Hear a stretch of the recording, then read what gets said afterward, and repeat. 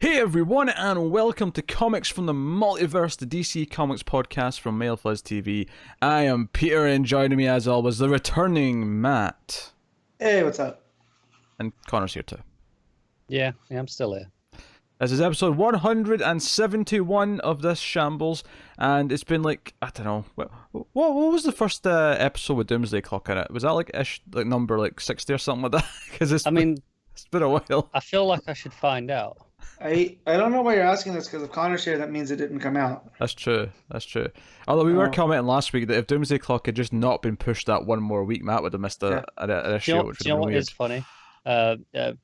Paige's parents last night went, "Oh, hey, we're going to these people's 50th birthday tomorrow. Do you guys want to come?" And I was like, "Nope, not going, not doing it. I'm missing Doomsday Clock. It's Doomsday Clock week. Just not doing it." Yeah, all I know is the older I get, the less I want to go to parties like that. So like, oh yeah, I'd hit that by 15, but yeah. Yeah. Well, unless it's for like one of my nieces or nephews or whatever, and you know, but like someone else's birthday, I'm like, can we just get together and go to dinner, or like, I don't know. I found it was episode 79. 79. Fascinating. So almost 100 episodes ago. Almost 100 episodes ago. That's because it was nearly 2 goddamn years ago. Yeah. Which means when we get the final issue, it will have been over two years worth of episodes. Yeah. Well. So what's coming up on this week's show? We got Doomsday Clock number 11, obviously, as we're alluding to. We got Legion of Superheroes Millennium issue 1. We got Deceased, A Good Day to Die issue 1.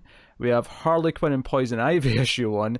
We have Justice League 31, Supergirl 33, and Lois Lane number 3. Kind of a weird list for me because I feel like I expect Batman this week and there's no Batman. Yep. Yeah, it got pushed, didn't it? And there's a lot of like number ones, even though one of them's like just like a spin-off of like one of the minis that are happening. But yeah, I went into my shop and be like, "Where's Batman?"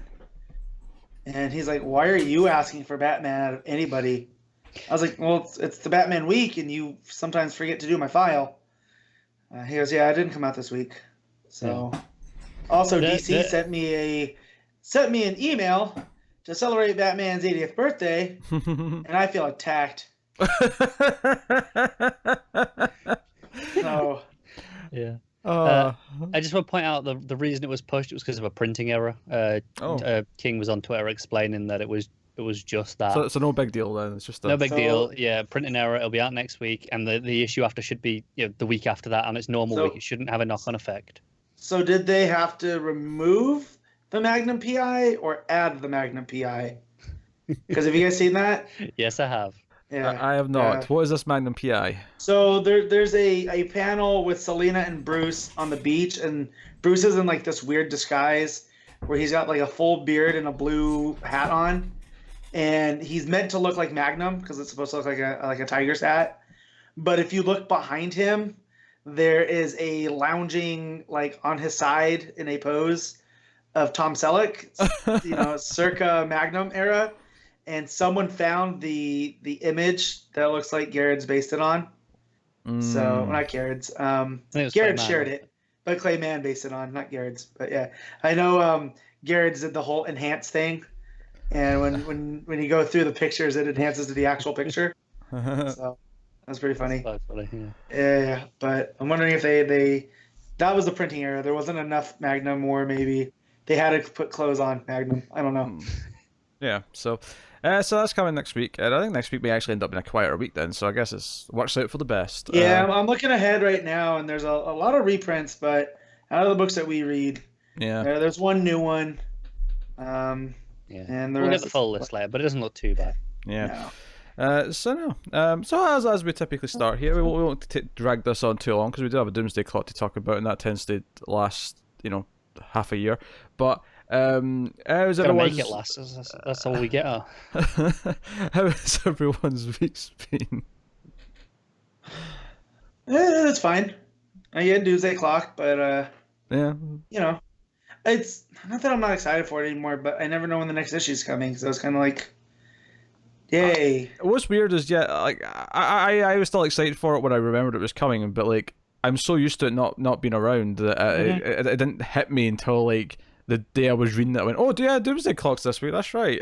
Still didn't quite believe it, did you? I've got a Doomsday Clock in my hand to be read. This is surreal. What's happening here? But it only happened one more time, so that's the thing. I tell you, I went to see It Chapter 2 yesterday, and I got both the second Joker trailer, which, you know, doing the rounds, and I got the Birds of Prey teaser. And Ooh. yeah, which, you know, Warner Bros. Are saying is only going to play in theaters, even though I already saw it leaked online in proper quality. But they didn't do much to remove that before I'd seen it, and I had seen it like 8 hours after you posted it. So yeah, and obviously it's designed to go with that Chapter 2. It's got a whole joke about the balloons, and that you think it's a Pennywise thing, but it's Harley, and she's like, you know, I'm effing over clowns, and yada yada yada, quick cuts. Yeah, I've got to say, like, that movie might end up being fun. It might end, but whatever. But the two things that stuck me about that trailer is, one, that it does not feel like Birds of Prey in any way, shape, or form. It's a Harley Quinn movie, and two, she's on the poster, Pete. You're not saying the full title. I don't think that trailer, barring the little bit at the start with the joke, none of the rest of it felt like a Harley Quinn. No, it did, because that Harley Quinn joke, because this is the other complaint, is that it just feels like Deadpool, and I'm not that big in the Deadpool movies either, so I'm not thrilled about it. And here's the thing: none of the characters look like they're supposed to, like that. You know, like Dinah doesn't really look like Dinah, Huntress doesn't really look like Huntress, Black Mask isn't wearing a goddamn mask. Everyone just looks like they're in street clothes. Yeah, again, you're getting upset over a teaser. You're getting upset over a teaser, Pete. Let's wait. It's probably origin story for Black Mask, so we'll get him donning the mask during it. Yeah. I'm sick of this. No, I'm sick of this bullshit where they don't get their stupid outfits until the last 10 minutes of the movie. We go over this in the goddamn 90s. Oh my god. I don't know. I can't believe I'm saying this after what I've said about the Joker movie, but how about we judge the movie after it's out, not before, based off of a teaser trailer? And you know what's I'm more not judging the movie. I'm giving my feelings right now just based on this teaser. It's how I feel about it. I think Pete's overlooking the most important thing about this teaser. What? It reminded me that Mary Elizabeth Winstead's in it, so it's going to be great. I like her too. I like a lot of the cast, to be fair. I don't know. It's going for this edgy tone. The song they're using, the tone's just not what I want from a Birds of Prey. Yeah. That's a good song. Yeah. I'm not disputing the slick little teaser. I'm not disputing the quality of the song. It's trying to be cool. And I don't think Birds of Prey should be trying to be cool. It's not that type of property to me. Here's the thing, though. I feel like counterpoint, you're wrong, and B, that after what we've had with I don't want to lump Aquaman in there or Wonder Woman, but the Snyder stuff, let it be different enough, but not as different as Suicide Squad. Like, let's rein it in. But that's the thing. It feels like it's continuing from Suicide Squad to me. I don't know. Having Harley there. The song, the way it was cut, it was giving me those vibes. And it'll probably be much better. Nothing like a Suicide Squad trailer. Yeah. I'm not saying it was cut like a Suicide Squad trailer. I'm saying it gave me the tone of the Suicide Squad movie with the song choice and the dark visuals and everything else. You know what I blame more than anybody is Guardians of the Galaxy. That's what I blame for these type of trailers. Everyone wants to cut to music, and I feel like only James Gunn's really that good at it. But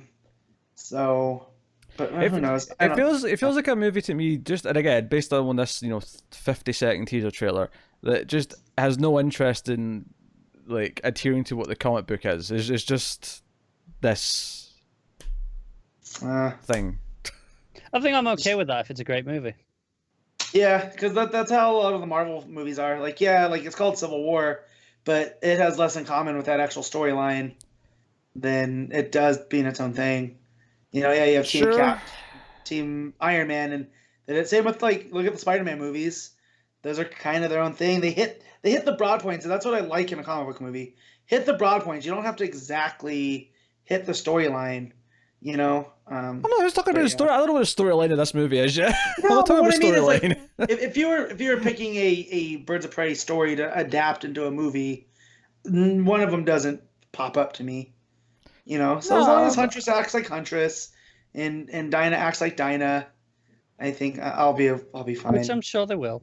Yeah, I'm trying to pull up the director, and my computer's acting like an a-hole. There we go. I haven't seen any of these movies. Yeah, I've never seen anything from the director. I don't know what. So I can't. I was like, hey, maybe I'll get a read off of maybe she's done TV, and I could look at nothing. No, nothing. But the writer, let's see. No. Oh, she wrote Bumblebee. I did enjoy Bumblebee. It was all right. It wasn't amazing. But... What I think is important about Bumblebee here, in context, is people saw Bumblebee and went, hey, this feels like the Transformers that I like. Yeah. Oh, no, but she also did that movie with Rosario Dawson and Katherine Heigl. That looked real bad. I have no idea what movie this is. Me either. Yeah, it was called Unforgettable, and it was like a cheating husband, one of those type of movies. Like, prime for Netflix. Sure. Yeah. I don't know. Anyways, I'm just glad that this got our things off of the Joker, because I'm already tired of hearing about it, and all the goodwill that first trailer has built is now gone. So bring on Birds of Prey. Forward to it. I'm not gonna lie. I'm just. It's a lot of people. Not a lot of people. People that I follow on Twitter, that I respect their opinion when it comes to film. From what they've said, has now worried me even more. That it's become a statement movie. You know what I mean? Yeah, no, like there's a lot of concern about Joker in that sense, and I think it's Joe that bugs me about this is that I love the idea of this little seedy movie, this little art house movie about a man going insane. But here's the thing: usually when I watch movies like that, normally they're little art house movies that almost no one sees except us art house film nerds, right? But this is a movie that's going to be seen and talked about by millions of people, the mainstream, even though it's got those sensibilities. So it's got all this extra baggage on it that normally these movies don't have. They're just these little explorations on their own. But this is... And I've had friends be like, why are you letting the public dictate your life? I'm like, I'm not. But anytime something becomes too big, I want to run away from it. That's just where I am. Yeah. But basically, he'd never admit it, but Matt's a hipster. Yeah. No, that's not a hipster thing. I'm trying to think of it's kind of the definition of hipster. No, because it's not that it's too big, but it's like now you either have to be like pro Joker or anti Joker. Like there's camps, and I'm just like, can I just watch the movie and be left alone and not have to be lumped in? Because now there's people I know that are like, oh, if you even go see Joker, then I'm like, guys, just it's a movie. Matt just said, I think it's too big a whitter away from it. I just want to say, Matt's early teen years was a very, very trying time. Every time he got an erection, he just was so confused. Yeah. Hey, thanks for thinking that about me, Pete. It's too big! I didn't run! You've been very generous there, isn't he? Yes, he is. I'm not gonna argue. Why would I argue? Relatively speaking, I mean, I'm not... compared to what it was before. You didn't specify that. Yeah. So, anyways, I don't think I had to. I wish they hadn't reviewed it so early. That's what I'm wishing. I'll just hold it to the vest. Your penis? Well, let's get these for a week.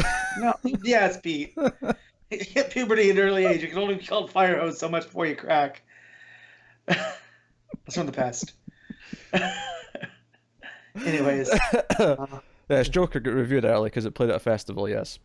And yes, I just wish, like, and I'm tired of so DC is like my primary, like, comic universe, and now I'm tired of nothing but controversy every time a new one comes out. Well, here's my feelings of the Joker movie: is that there's some very extreme opinions on it, and I can see why that worry is there. I can't necessarily say it's completely unfounded, but what I will say about it is that to me, the impression I'm getting from it, and from the reactions of certain crowds, is that it's going to feel to our generation here what Fight Club felt like back in like 2000-ish, where certain people are going to relate to it in a way that is unhealthy and are going to think it's the best thing ever, and that's going to be infuriating to deal with. Yeah. If not dangerous, but certainly infuriating just to listen to. Which is why I stayed away from Fight Club till about 2007, 2008. So the problem is... Oh, and Donnie Darko too, while I'm lumping these movies together. Okay. I haven't seen that one. That's fine. The problem is, this is on those people. Those movies are good movies. And Donnie Darko's shit. No, it's not. It's a great movie. It's absolutely shit. I just know there was a nerdcore rapper, MC Lars, who produced a shirt that said Donnie Darko makes no goddamn sense. So Makes plenty of and sense. he sold a ton of those shirts. People are idiots. But Kelly wishes he was David Lynch. That's all I got from that movie. Is he wishes it was David Lynch. Yeah, It's he a good took movie. his first name right. It's David Kelly, right? Is it not Richard Kelly? Oh, Richard. David Kelly is the TV guy. Yeah, David Kelly's the TV Ignore guy. me. Yeah. Yeah, but Fair slip. yeah, But yeah. I don't know. I've never seen a Kelly movie, so the point aside though is it's unfair to drag the movie itself down based on a subsect of people true. treating it the way they do. True, but I forget who shared this on Twitter. It was someone from Comics Twitter. It was like, the Joker is one of the few villains I don't need to feel sympathy for. Yeah. Right? No, He works best when he's not a cipher. When you're like think of Heath Ledger's Joker, right? You don't really feel sympathy for that guy. You're just like, what is he up to? yes, he represents things. He doesn't necessarily have a character in of himself. Right. And if you make him a character that people can relate to, and when we know that this is basically a prequel, right? This is his origin of what he becomes, and just think about now you're feeling sympathetic for the guy behind the Killing Joke, and it gives me the heebie-jeebies. It was partly why I've always said that I don't want Joker to have an origin, kind of thing. Even though Killing Joke does kind of give him one. That said, the movie might be good. That last trailer came out and it made me. Do you know what it is though? Is I look at the trailer for the Joker and I go, I might like this in the same way that I like Henry Portrait of a Serial Killer, because it's this grimy little sadistic, look into this mind. And then to borrow from Star Wars, it's like the cave on Dagobah. You only bring in what you have with you, right? Like, yeah. And I feel like that's the Joker movie. Like, if you're a properly adjusted person, fine. You can probably just enjoy this movie as hopefully a good movie. I mean, but if you're not, if you're not a well-adjusted person, this might make you worse. Maybe. Yeah. I don't know, but there's probably lots of media that does that. Maybe it could be that therapy that was like, hey, at least you're not this guy, and it makes you feel better about yourself. I think something I want to make clear here is because I don't think any of us are under the impression or of the way of thinking that a violent piece of media makes violent people. No, none of us feel that way. But no. I think the concern here isn't that this is going to make anyone worse. The concern with this Joker movie is that it's going to then become this symbol, this flag that's going to be waved by a certain group of people. Not that it's going to make people like that worse. Yeah, in their actions. I already deal with that on Twitter with another group of people around another DC Comics adaptation, and I just rather not do this again. Like, again, I am a DC guy. I just want good movies. Sorry to break it to you, Matt, but I think it's too late. I think it's happening whether you like it or not. It's happened before the movie's even out. The movie's not even out for another month. Yes, I know, but it's going to intensify. It's going to intensify. And this is the thing. The movie might be great. I might walk out of that movie as like a 9 out of 10. We might feel great about the movie itself. Yeah. Like this is a discussion based on the culture around it as it is right now. We have. I mean, maybe it's a terrible movie when we come out. I mean, it may be terrible too. It may be garbage. We genuinely have no idea at this point. That said, I'm surprised that we made it this far without Todd Phillips. He's mainly known for comedies, right? He did The Hangover and Old School and Road Trip. But he also, his student project coming out of film school was a documentary about G.G. Allen. And people that don't know that, G.G. Allen was a proto-hardcore punk, almost performance artist guy that would basically dare you to watch. He would do stuff like roll around on glass and throw feces at the audience. And Todd Phillips thought this guy was cool enough to do his student film documentary. So, to be fair, I think that is worthy of a documentary. Yeah, but that's called Hated, and it kind of deals with him as this, he really wasn't that bad. If you really get to know him. That's a weird one where it's a debate. Again, being unfamiliar where it's a debate. Is it an on-stage personality just for that, or is that actually the person themselves? Right. Which I think is interesting. Well, and I see a lot of that idea in that second trailer. And I'm like, why does it take him this long to do this movie, and why does it have to be the Joker? Why couldn't he do his own kind of Taxi Driver without an IP? All right, clearly you have something to say. I mean, Taxi Driver is another one where I think it's a great movie. That's a movie I'll stand up for, but it is taken the wrong way by a lot of people who don't really get the point of it. Pete, you don't relate to Travis Bickle, do you? I do not know. Okay. No, You would have said yes. I would have started laughing. Well, maybe in a small way, but I mean, not in any sort of unhealthy I mean, way. I relate to the fact that he wants to be a hero and save Jodie Foster. I get that. Sure. You know? That's where it stops. It is, I think a lot of these examples that we are citing are down to misinterpretation. Like, Text Driver, Fight Club. I think those movies actually make it very clear what the point is and what you're supposed to take away. And then there are a subset of people who willfully ignore that. Well, the question is, though, when we see this movie, how clear does it make it? Like, is it too subtle? Exactly. Is it so subtle that, okay, we get it, but it's going to be easily misread? Or is it... Yeah, and it's hard to say because we haven't seen it yet. So we'll have to just... Because, I mean, there's obviously some bait and satire to be had here about society completely ruining someone. But this is someone who turns into one of the most awful people imaginable. And I like characters who are the most awful people imaginable, but I like them in a more force of nature kind of way. I like... You record with Connor multiple times a week. Exactly. I like the shape in Halloween. I like the Joker in The Dark Knight. I like these forces that represent things. By making them into more characters. In fact, see the Halloween remake 2007. F you, Rob Zombie. Like, what happens when you try to make them more sympathetic? It just doesn't work. Yep. So. Anyways, I feel better that I could get this out there.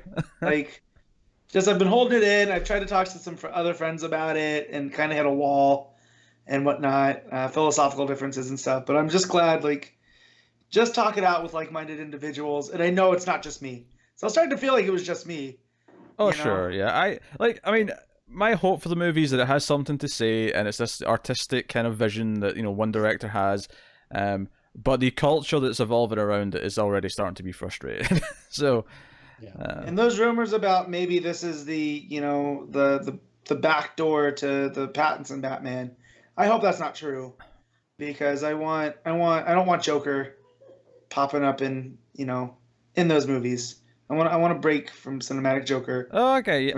I mean, if they're going to have Joker, I don't necessarily... I mean, I may have a different opinion when I see Joker, the movie, but I don't necessarily have a problem with it being the Joaquin Phoenix Joker. If because the performance looks good. If nothing else, his performance looks like it's going to be... No, I know. I'm just talking about, like, I was looking forward to a Batman movie where there'd be 6 villains, but not one of them's Joker. I don't know if I want 6 villains, unless they unless they juggle it the right way, where it's like one main villain and then just some cameos or whatever. They're just doing Hush. Well, no, actually, no. The list of villains we got a few months ago made it sound like Batman Returns, which I am not happy about. Secure that shit. Secure that shit. But I trust that director. Matt Reeves, still right? Oh, yeah. And that dude made Dawn of the Planet of the Apes, so he has all the confidence in the world of making a great movie. And from what I've heard him talk about it, he wants it to be a film noir, but that features Batman. And so if you're going to, have this rotating cast of, like, they're not straight up villains that he has to fight and beat, but they make appearances. Cool. But I also don't want that tied into this Margot Robbie Harley Quinn. No. Like, so I just let him stand alone. I'm quite happy for the DC extended universe as it is to not be an extended universe. Just, hey, let's have some standalone films that just happen to be damn good. Yeah. I mean, DC made their living off of compartmentalization throughout the multiverse, right? Yeah. So let the movie stand. Like, anyways, DC. It's always a source of drama, isn't it? That might be the most on-topic opening ramble we've had in months. Mm-hmm. Well, it helps that it's been in the news, like Pete brought up. Yeah, the Birds of Prey teaser, which I got a kick out of. So I'm looking forward to that movie. Yeah. So yeah. I hope I go see when I sit through that 3-hour gauntlet. That is it too.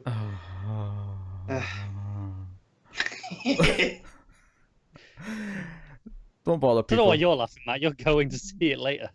I like Pete. I couldn't see Pete, but I heard Pete because the way that Skype moves the camera to who's talking. So I heard that. Oh dear. I did not enjoy it. Chapter 2. Look for me and Tim's extended thoughts on that on Screams After Midnight on Monday. Tim's been very vocal about his feelings about it too.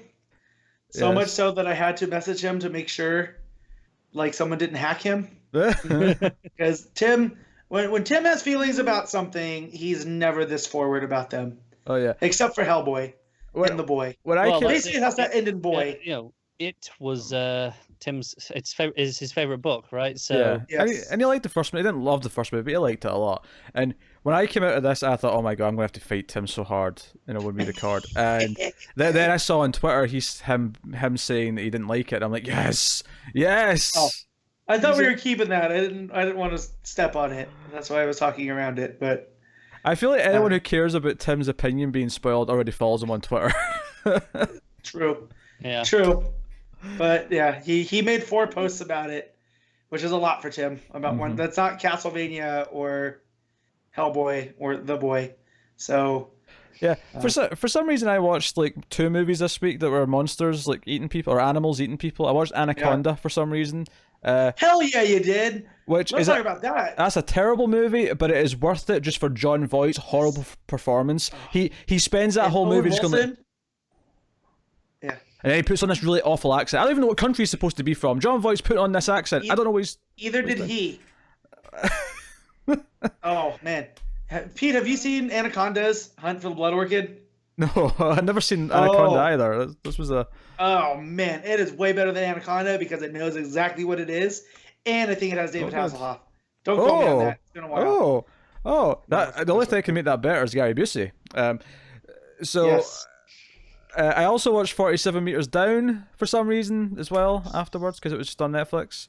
It was serviceably mediocre. Yeah. I liked it better when it was just an idea. Oh, a wild wife appears. That's right, she's on the cannon. Okay, no, so I remembered that wrong. It's not David Hasselhoff. Oh, I'm disappointed now. Damn it, I'm sorry. You should still watch it though. It's schlocky B movie fun. Yeah. But yeah, 47 Meters Down, I got very disappointed in because it was out of theater so quick. And then when I finally tracked it down on Netflix, like not even it being on Netflix could hold my attention. I was just like, so this is a movie. I will give you a serious recommendation though. A movie called Road Games from 1981, starring Jamie Lee Curtis and Stacey Keach, I think his name is. It's set in Australia, and it's about a trucker. And I would describe it as Rear Window Duel? meets Duel. All right, Road Games. Really solid little movie. Road. One name, one word or 2 words. I think it was one word on the poster, but I mean, Stupid fat fingers. but that was really good. I watched that last week. That was really nifty. Damn, it's not streaming for me. At least according to Just Watch. So, I have to see if it's somewhere else. Is it rentable somewhere, perhaps? Yeah, it was streaming for free anywhere at least. So, anyway. Yeah. Oh yeah. Some DC news did happen actually. Some comic book news. if we want to get into that, a couple of things. Yeah, just a couple of little things. Doomsday Clock 12. Despite the fact that it was not on the November solicits, Gary Frank is assuring the world that the target for it is November. I mean, assuring was a little bit strong there. He said, I think it's slated for November. He could very well be wrong. No, he's assuring us, and if it does not hit in November, then he owes us a great debt. He owes us nothing. He has given us Doomsday Clock.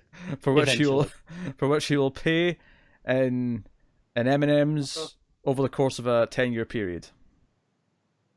Now, I do like the sound of 10 years worth of M&Ms. Gary Frank, you owe me M&Ms, preferably crispy. What? Okay, what's your go-to, Connor? My go-to is the peanut ones. Although lately I've been enjoying the salted caramel ones, the chewy ones. Those are good. I mix those with my popcorn. It's also why I weigh 245 pounds. Same Taco Bell.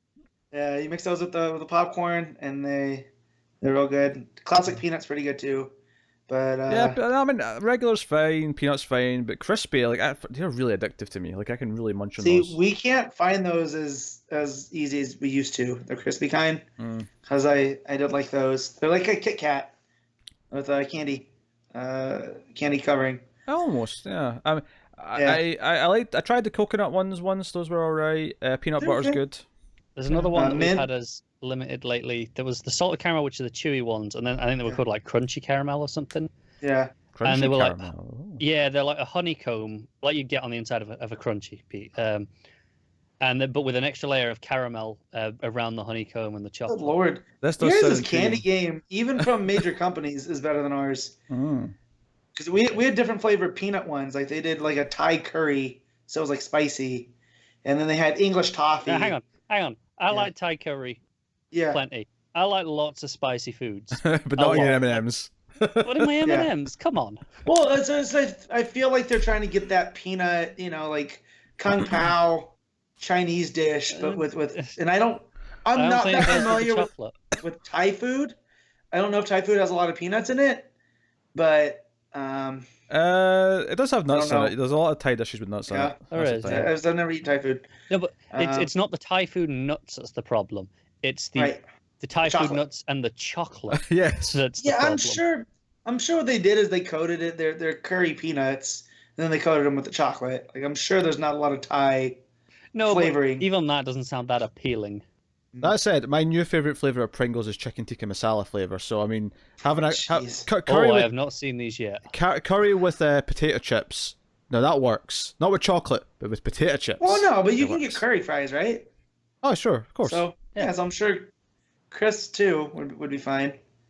Damn it, Yeah. I want poutine. God damn it. What time's she going over there today? I might have to get some poutine. Like, I know I really shouldn't, but if we can wrap this up at a reasonable time, I might have to go Yeah. to the chippy and get some chips and curry sauce. Yeah, that's not happening. See, this is the beauty of this show. We always record before Matt has lunch and before me and Connor have dinner, and because of that, we're always starving by the end of it. So we're making the Yeah, mistake I- here of talking about food. I prepped though. Yeah, I had a we're only croissant just starting. sandwich and 2 donuts for breakfast when I got done at the gym. So Mm. I'm pretty good. But when the wife leaves to go to her volunteer orientation, I think I'm hitting up the poutine place. Yeah, buddy. When there's no witnesses around, yes, Yeah. no wife to catch me doing anything. No, I mean, I don't go to the gym, but I did sneak in a walk today. I don't usually get one on a Saturday, so I was happy to do so.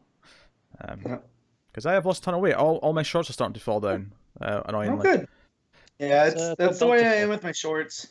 Is I wear a lot of around the house, a lot of those drawstring shorts, Mm. Yeah. and I have to keep untying them and retying them. So it's good to know that the gym and the less sugar diet seems to be working. You know. But Yeah. Although now I do really want some either M&Ms or Yeah. something like M&Ms. Well, People talk about them. if you're dieting through the week, you should have a cheat day.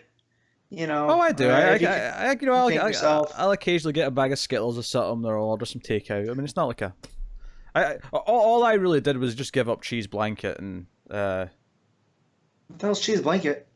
no cheese, like blanket Oh. across my diet. I gave up cheese. Pete, I think I've had your problem. I was eating a blanket of cheese every day. Jeez. You can't put a blanket of cheese on every meal, but I gave up cheese and I gave up burgers, and because I gave up cheese, I also gave up pizza. So that's been my main dietary changes. well, and that's you have all those extra carbs in the pizza too Yeah. because of the bread and whatnot. Yeah, And pizza was an it's- easy thing to have like 3 times a week just because it was easy. Yeah, So yeah. yeah. Anyway, the Don't other bit let of me DC. make throw you decisions. Yeah, all a bit of DC news, because there was one other one. So DC have pulled November 13, Superman 17 from the Year of the Villain crossover event. Have informed retailers that they will be replacing the planned acetate cover with a new art by Ivan Reis and Joe Prado, without the event's trade dress. So the new cover's not been released. This is reeking very similar to the previous change that happened that had the last issue be delayed. Yep. This No. has got a whole new solicit as well. Whole new solicit.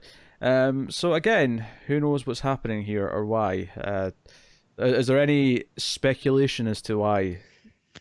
It just feels like some editorial shuffling at this point. Oh, Because this Matt, is quite Matt, far out Mike. still. No, that's Connor. Is it? Oh, Yeah. okay, Connor, Mike, yeah. Great, the Connor's doing it now too. That's just excellent But news. no, continuing what Connor was starting, though, I definitely feel like they thought they could wedge whatever Bendis is doing into Year of the Villain, and it's just not that it's too big, but there's no actual tie-ins. So don't sell a false bill of goods. Just take that whole idea away. And I'm enjoying everything going on. So whatever the changes. Yeah, and it's worth mentioning it's not moved date. It's still scheduled for November 13th. This is quite far out as a move, so it's probably not a huge thing. I mean, it's not huge in the sense that they're probably doing a whole different issue to what they were, because that's why they've changed the whole solicit text. But it's so far out that this isn't that unusual. Yeah, I guess I actually kind of like the idea of them saying, hey, we don't have to tie in things if they don't naturally tie in. We can just leave them separate. And that's Marvel, take a lesson. 15 and 16 are still technically part of it, so it's just 17 that's not anymore. Yeah. Well, no, and the last one wasn't either. They took the so they got rid of that one. So they took because that was the whole debacle over that one. Right. But 15 and 16 are part of it, and then 17 was but isn't anymore. Yeah, I will say, I mean, even though there's been one or two fun takes on it, for the most part, the entire tie-in of Year of the Villain has been completely worthless and could have just been completely ignored, and never done. Yeah, so I did nothing. There was a shockingly nice use of it this week, in one of the books. Sure. Which surprised me because I didn't think it was going to bother, and I was like, oh, okay. But they could have just not done all this, and we would have almost felt no difference. The only difference would be is we wouldn't be complaining about the last 2 pages on a number of books being eaten up. This could have been confined almost entirely to just Justice League, and that would have been fine. It would have been fine. Yeah, I definitely feel like they were going to try to do something with Lois, but now it just seems like maybe they're getting away from that. Mm-hmm. The whole temptation and making you think. Yeah. But who knows? Well, then, without further ado, we should get on to books. But before we do get on to books, I will take this moment here to tell you about patreon.com/MailFuzzTV, where you can support us. If you want to do that, you can do that every month. You can support us for as little as $1 per month. You get access to comics for the Multiverse Extra, which is me and Connor doing single issues of a comic book series. But mostly it's just to support us and keep all the content coming. And if you go up to the higher tiers, you get your name at the end of the videos and things like that. So go and have a look at patreon.com/MailFuzzTV. And why is it here, not the end of the show? Because a lot of you turn off the show before it gets to the plugging part. So I'm sneaking it in before Doomsday Clock, you bastards. Keep them on the toes. So, Doomsday Clock, number 11, Geoff Johns, Gary Frank. It's been 74 years.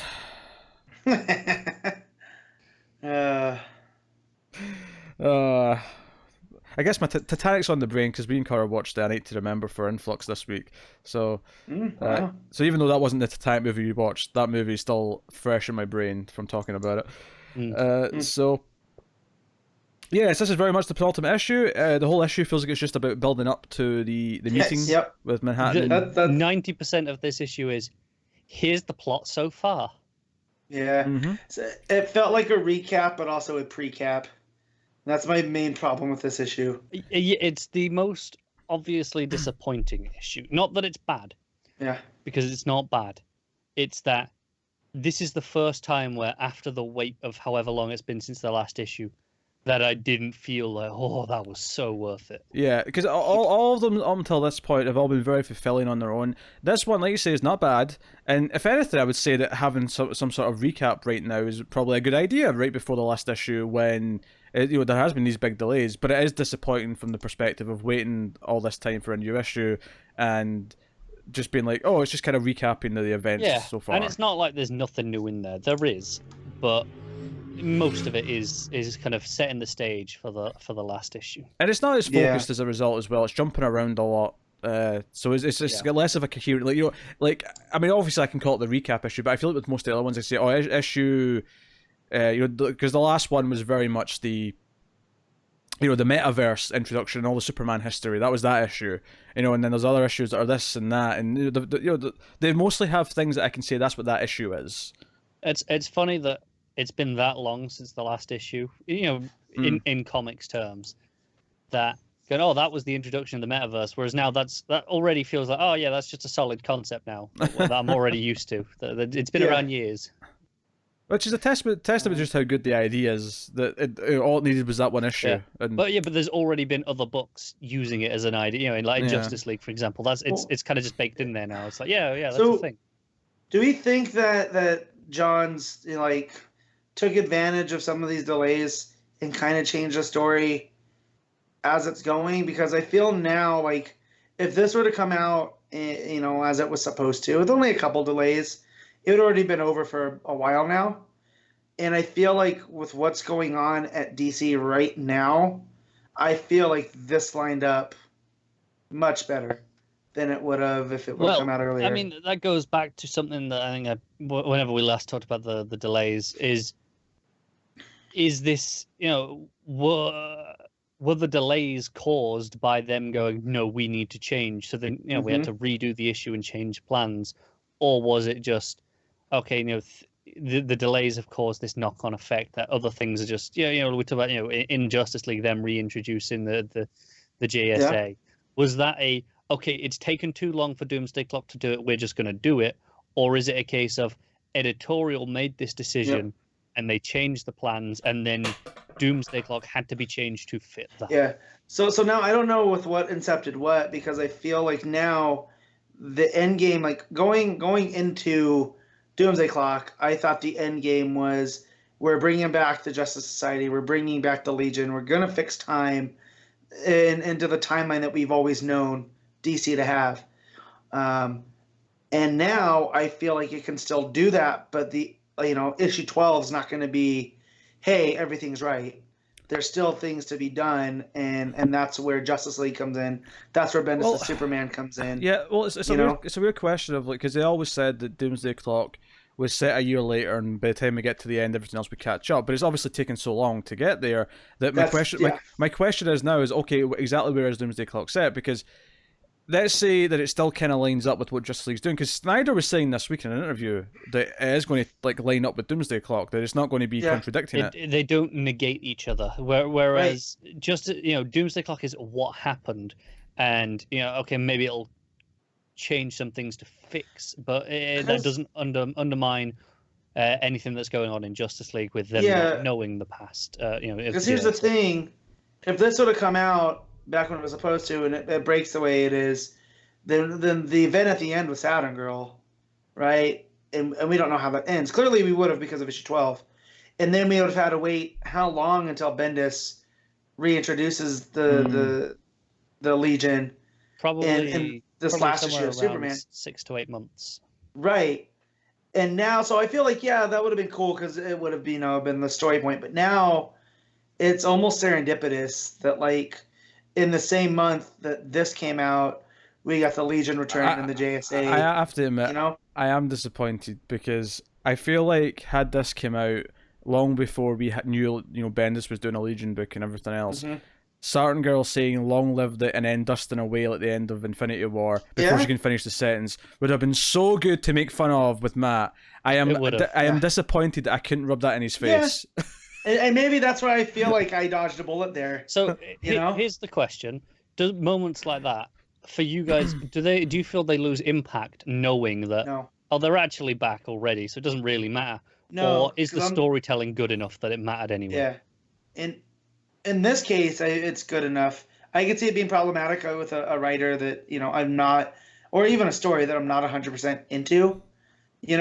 But with this one, with what her disappearing means, it's still a holy shit moment for me, because just even in the story, not what it means for the greater universe, because this version of Imra might be gone forever because she doesn't resemble the one that we got in Superman.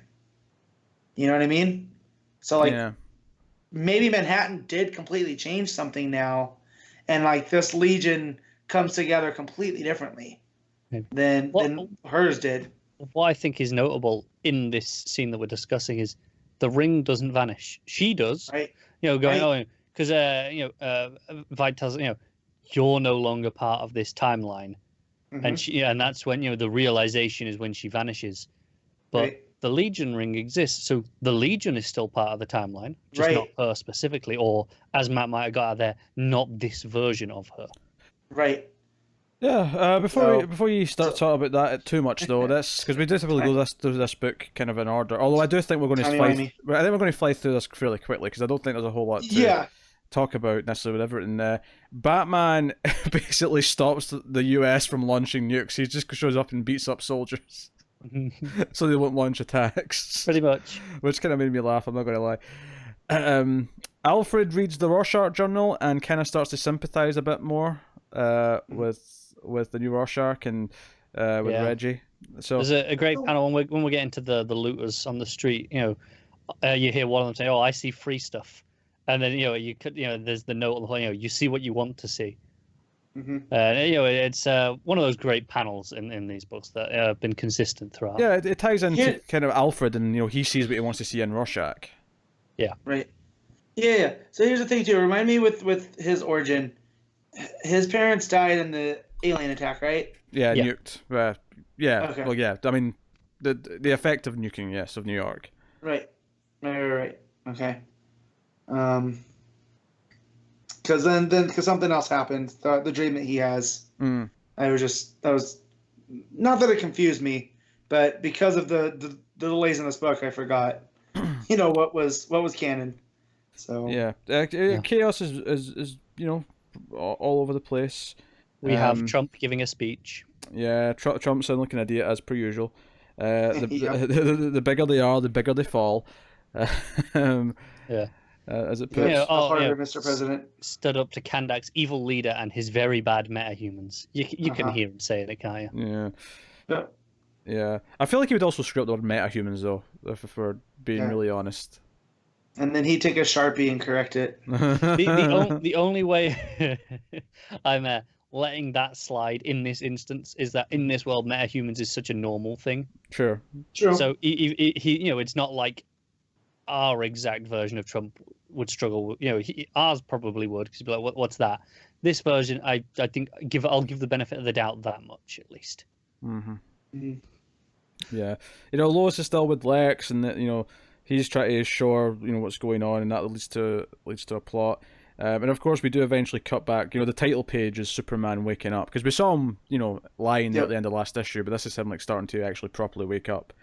And I kind of knew actually as soon as I got to that page and I saw him sort of dragging himself off the sort of hospital bed, I said to myself, "We're not going to get the confrontation in this issue. It's going to end with him getting there. Like it's just going to be the journey to that point."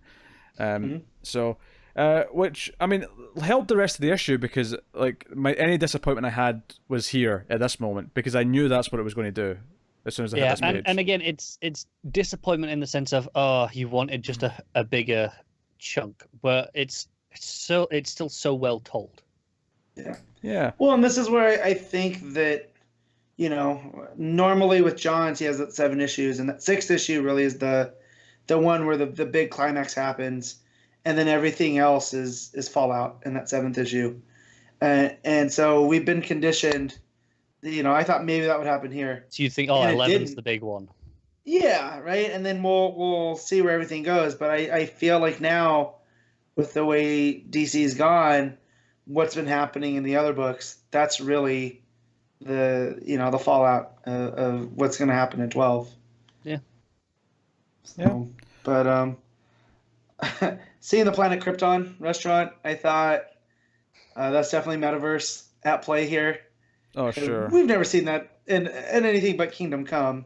Yeah, I'd eat at a Planet Krypton restaurant. I would. Oh, for sure. I do like the little touch of having the weather channel, like say there's lightning coming over Johnny Thunder. Yeah. In his cell. I thought it was a nice little touch. And it's jumping around all over the place here. There's not as much of a strict through line in this issue.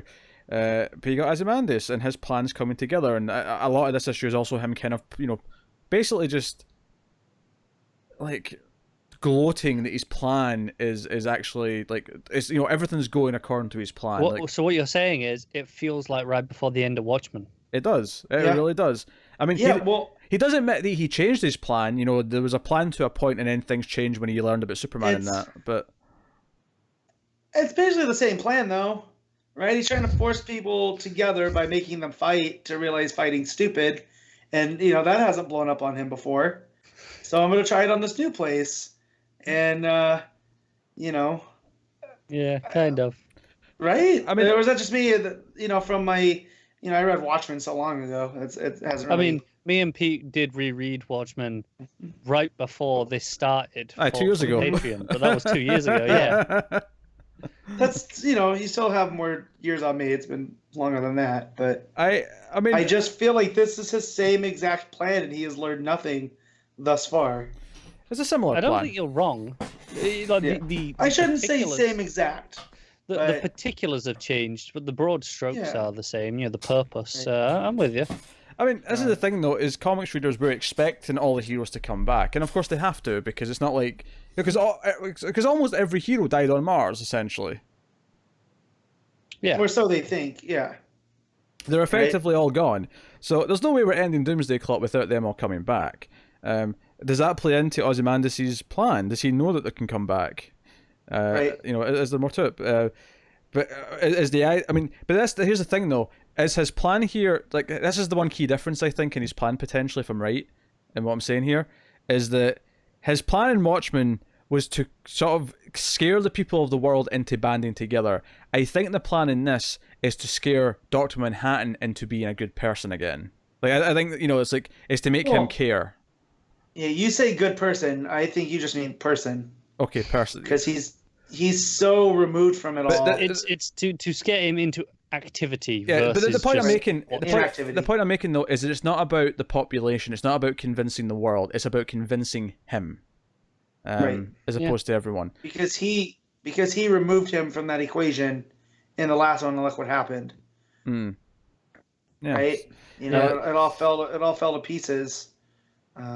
So But yeah. Lex shows this photo, the photo of John, the photo from Watchmen that we've seen a bunch of times.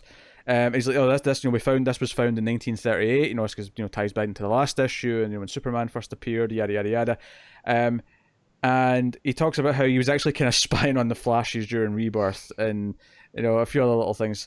But he finds another photograph, and then we get the room where he's got dozens and dozens and dozens of the exact same photograph, and theorizes that something is creating them. The idea that John, because we know John can create matter, can create and destroy. So the idea that wherever John goes, he is actually kind of unconsciously almost creating this photograph. It's almost like the single fragment of his humanity that's still there. Right. That's creating this in his wake. So that's going to end up being very important to bringing him back to some humanity. It could, and I mean, there's more on this in the back matter as well. Yeah, so I'm looking at right now. Yeah, because I think I'm just going to get to it here, and it's quite interesting. The back matter is it's okay. Here is X amount of examples of this photo and where they were recovered, and it's got a lot of detail on all of them. One of them Wesley Dodds had, I think, I believe. Yep. Things like that. This is interesting. And then you turn the page, and the final item is a different photo. It's instead of all of the same one, and it's that classic Flash, Flash of Two Worlds cover, with Jay, and it's okay. That's interesting because that's kind of just throwing a wrench in all of that there. Yeah. Well, to me, what that says is that comes from a different source, in a way.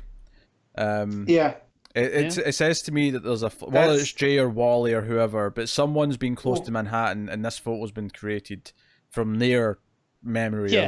But this was to me, that's a thing that's an example that's free from Manhattan's influence, because you look at these other ones and they're all very much of the metaverse. Because you start looking at item 6 that was found in the cemetery in Smallville, Kansas in '56. So that tells me that's Silver Age Superman, right? Yeah. And then the one after that, it was the same photo found in a field in Smallville, Kansas in '86. Well, that's the Man of Steel series. Yeah, it's post-crisis. Yeah. Right? So that's post-crisis. What's interesting about item 12, the Flash picture, is it says it was found at the site of discovery of the first picture. Right. So, okay, there is all these items there. Okay, so it's not just Manhattan.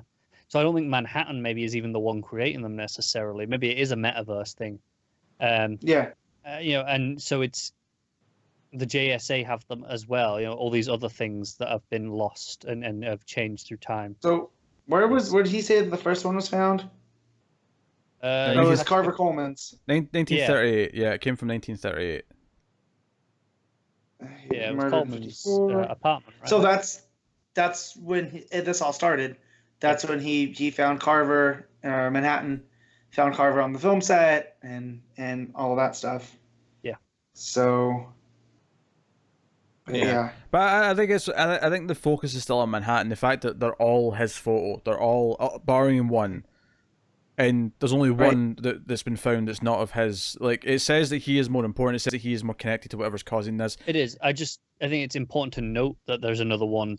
I think that's an interesting little reveal at the end to tell us it's not just about Manhattan. It's not only him. It could be about him, but the idea that the reason why there's other photos now appearing is that his influence, it's still kind of like funneling through him in a weird way, but it's not coming from his core experience or his core life or personality. It could tell me that it's a third party that's not a person even, it's just like the Speed Force or something making that's why I was throwing out maybe it's the metaverse doing it. Yeah, maybe. Yeah. I don't know if I'd specifically say it's the metaverse specifically, but yeah, that's why I just said maybe. Yeah. The idea that some force of some kind is it goes into what Pete was saying earlier, because I just reread the Lois scene where she sees all the pictures right hanging, and it looks like there's way more than 12 there, right? Yeah. To be fair, I said dozens and dozens, not one dozen. Yeah, I know, but no, we were basing it off of the 12 at the end. Sure. Right. So, I think it goes into what Pete was saying about finding his humanity in Dr. Manhattan, because Lois is like, "What? So you're saying that these photos are traveling through time?" And Lex is like, "Well, not these photos, but someone's leaving them like a breadcrumb." Right? And she asked, why would someone do that? And Lex is like, I don't think they're aware of it. So maybe this is John, not Dr. Manhattan, the real person. His humanity poking through. Yeah. And maybe in defense of that, the next scene, as we cut to, we're on the photo, and then Manhattan's narration comes in, and we see him, and okay, there's another photo behind him. Yeah, I will say that being unaware of is what makes me think it's him himself, because if that line wasn't there, I might theorize that this is actually someone like Night Owl who's leaving a trail for people to solve the problem.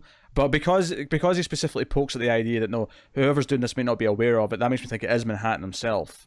I agree. So, yeah. No, so there is some interesting stuff in this issue. It's not like there's no interesting new stuff to talk about. So a bunch of armed forces come for Superman. They want to arrest him, and of course he tries to talk them out of it and flies off. And Ozyman, this is looking very intimidating. Because Saturn Girl's very like, Superman's going to stop you, and he's like, he doesn't even know I exist. And then he's like, oh, I'm counting on him surviving whatever comes. Yes, because that's never backfired for you before, has it?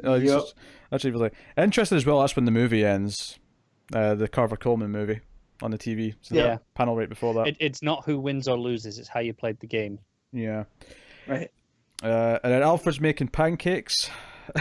Yeah, now that takes me back. Remember those promotional material pancakes? I do. That they were doing? Yeah, they were playing the long game with that one. And then we have a scene. Reggie's sleeping on the street and he's having a nightmare. He sees his father, and then it's very Terminator 2. He sees fire and brimstone, and but then oh god, what was the name of the guy in the hospital with him? Well, yeah, it was the Moth guy. Yeah, the Moth guy. I was trying to remember his name, but he appears in the dream. And so, again, sort of says, you see what you want to see. And of course, the more the flames engulf him, the more he looks like an ink blot. The more he looks like a Rorschach test. Rorschach. Yeah. So, No, really cool. And then, of course, it turns, and it's just as Rorschach's grabbing him, which obviously I think it's implied that this is Kovacs. In his dream, Kovacs is the Rorschach grabbing him. But then, of course, that's when Alfred wakes him up, and he's not very appreciative of the pancakes. He throws the pancakes away.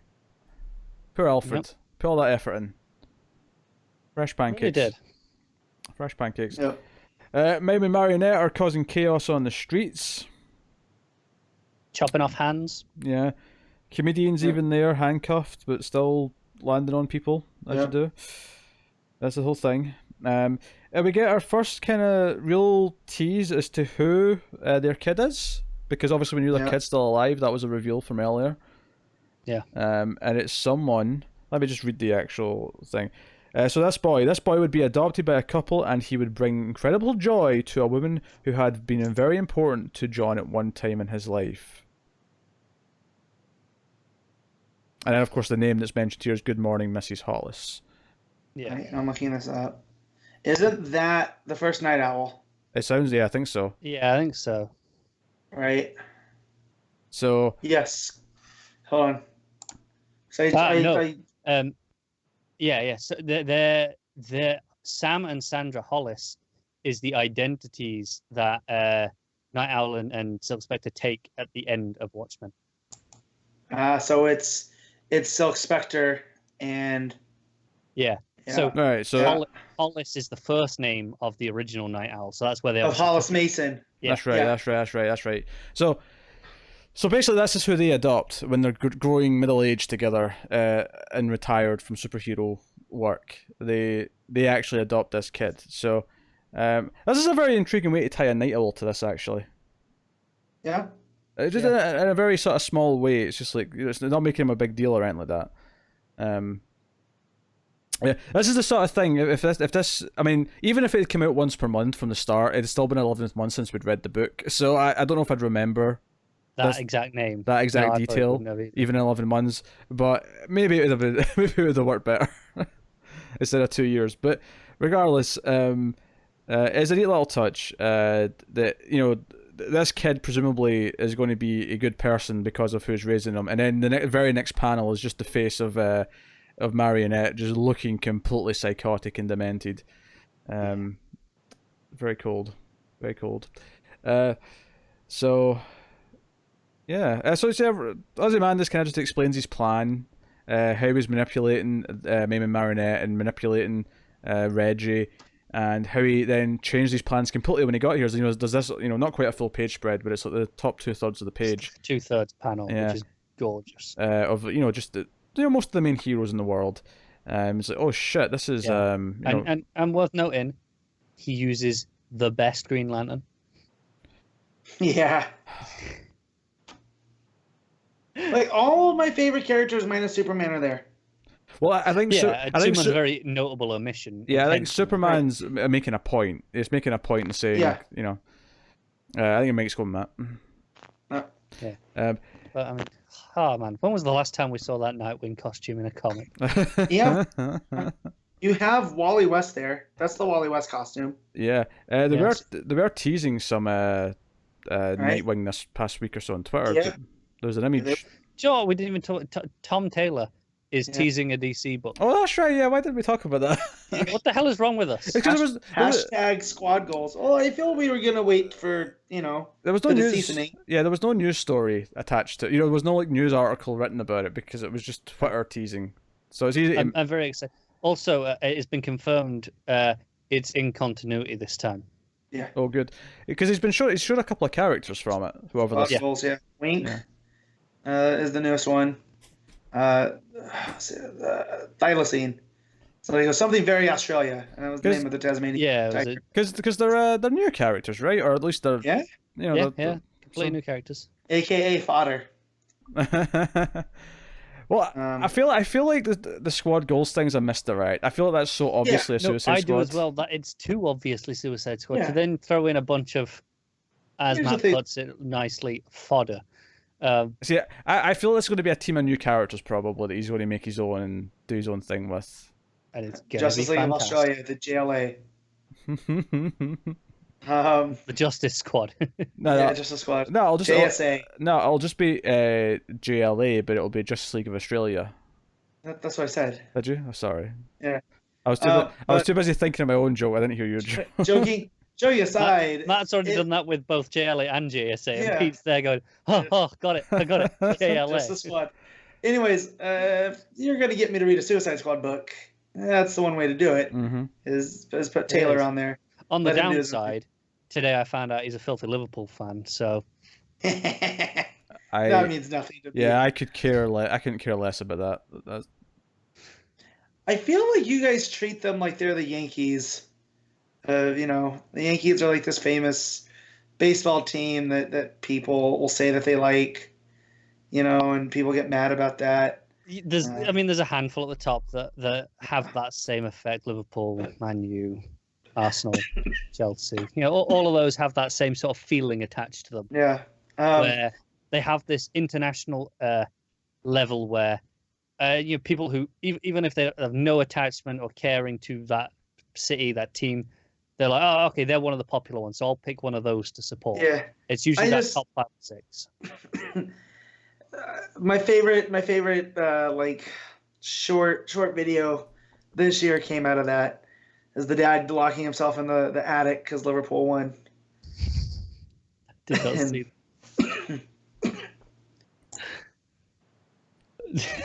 I'm dying. That video was so good, it's killing Matt. Just the thought of it. Hey, Matt, have you been having a little bit of the bubbly? No bubbly. Oh, God. That's a work, right? He definitely didn't lose it, and he got the police to go along with him. No, you can't fake a police report. That is... I had my wife look at it. She deals with police reports on a daily basis.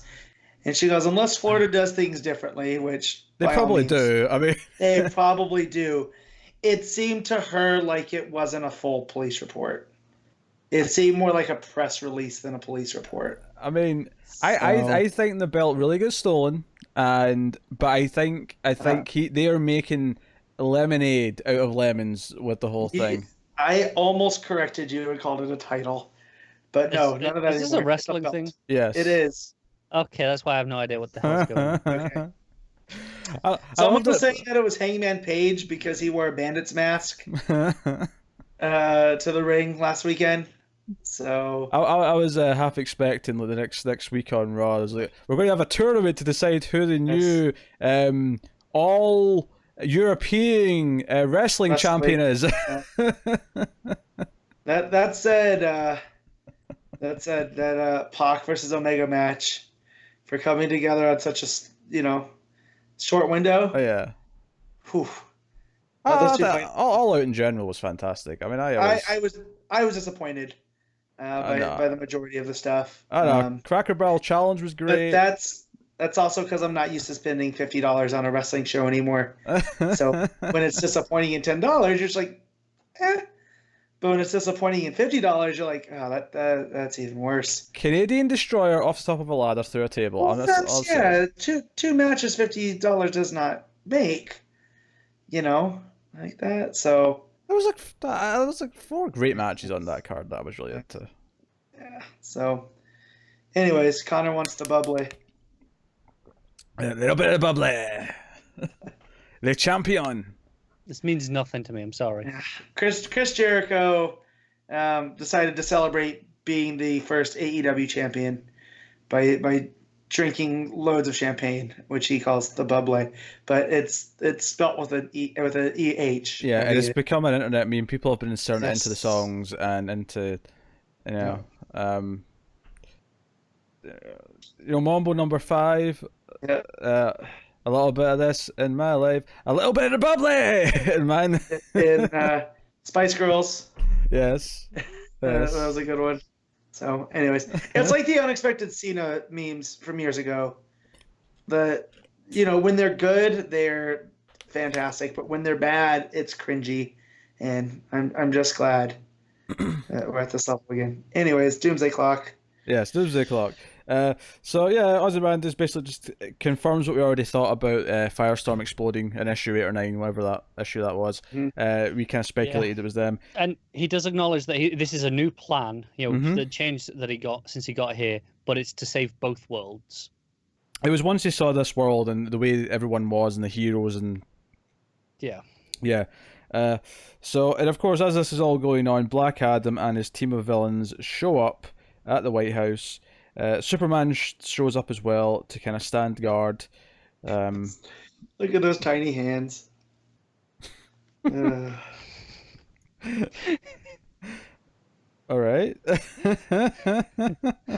going to trigger a good number of people. So that's quite good, but that was subtle. I'm going to give you that one. Yeah. So yeah, Superman's there, and then we get the heartbreak of the issue for me. Oh yeah, Saturn Girl.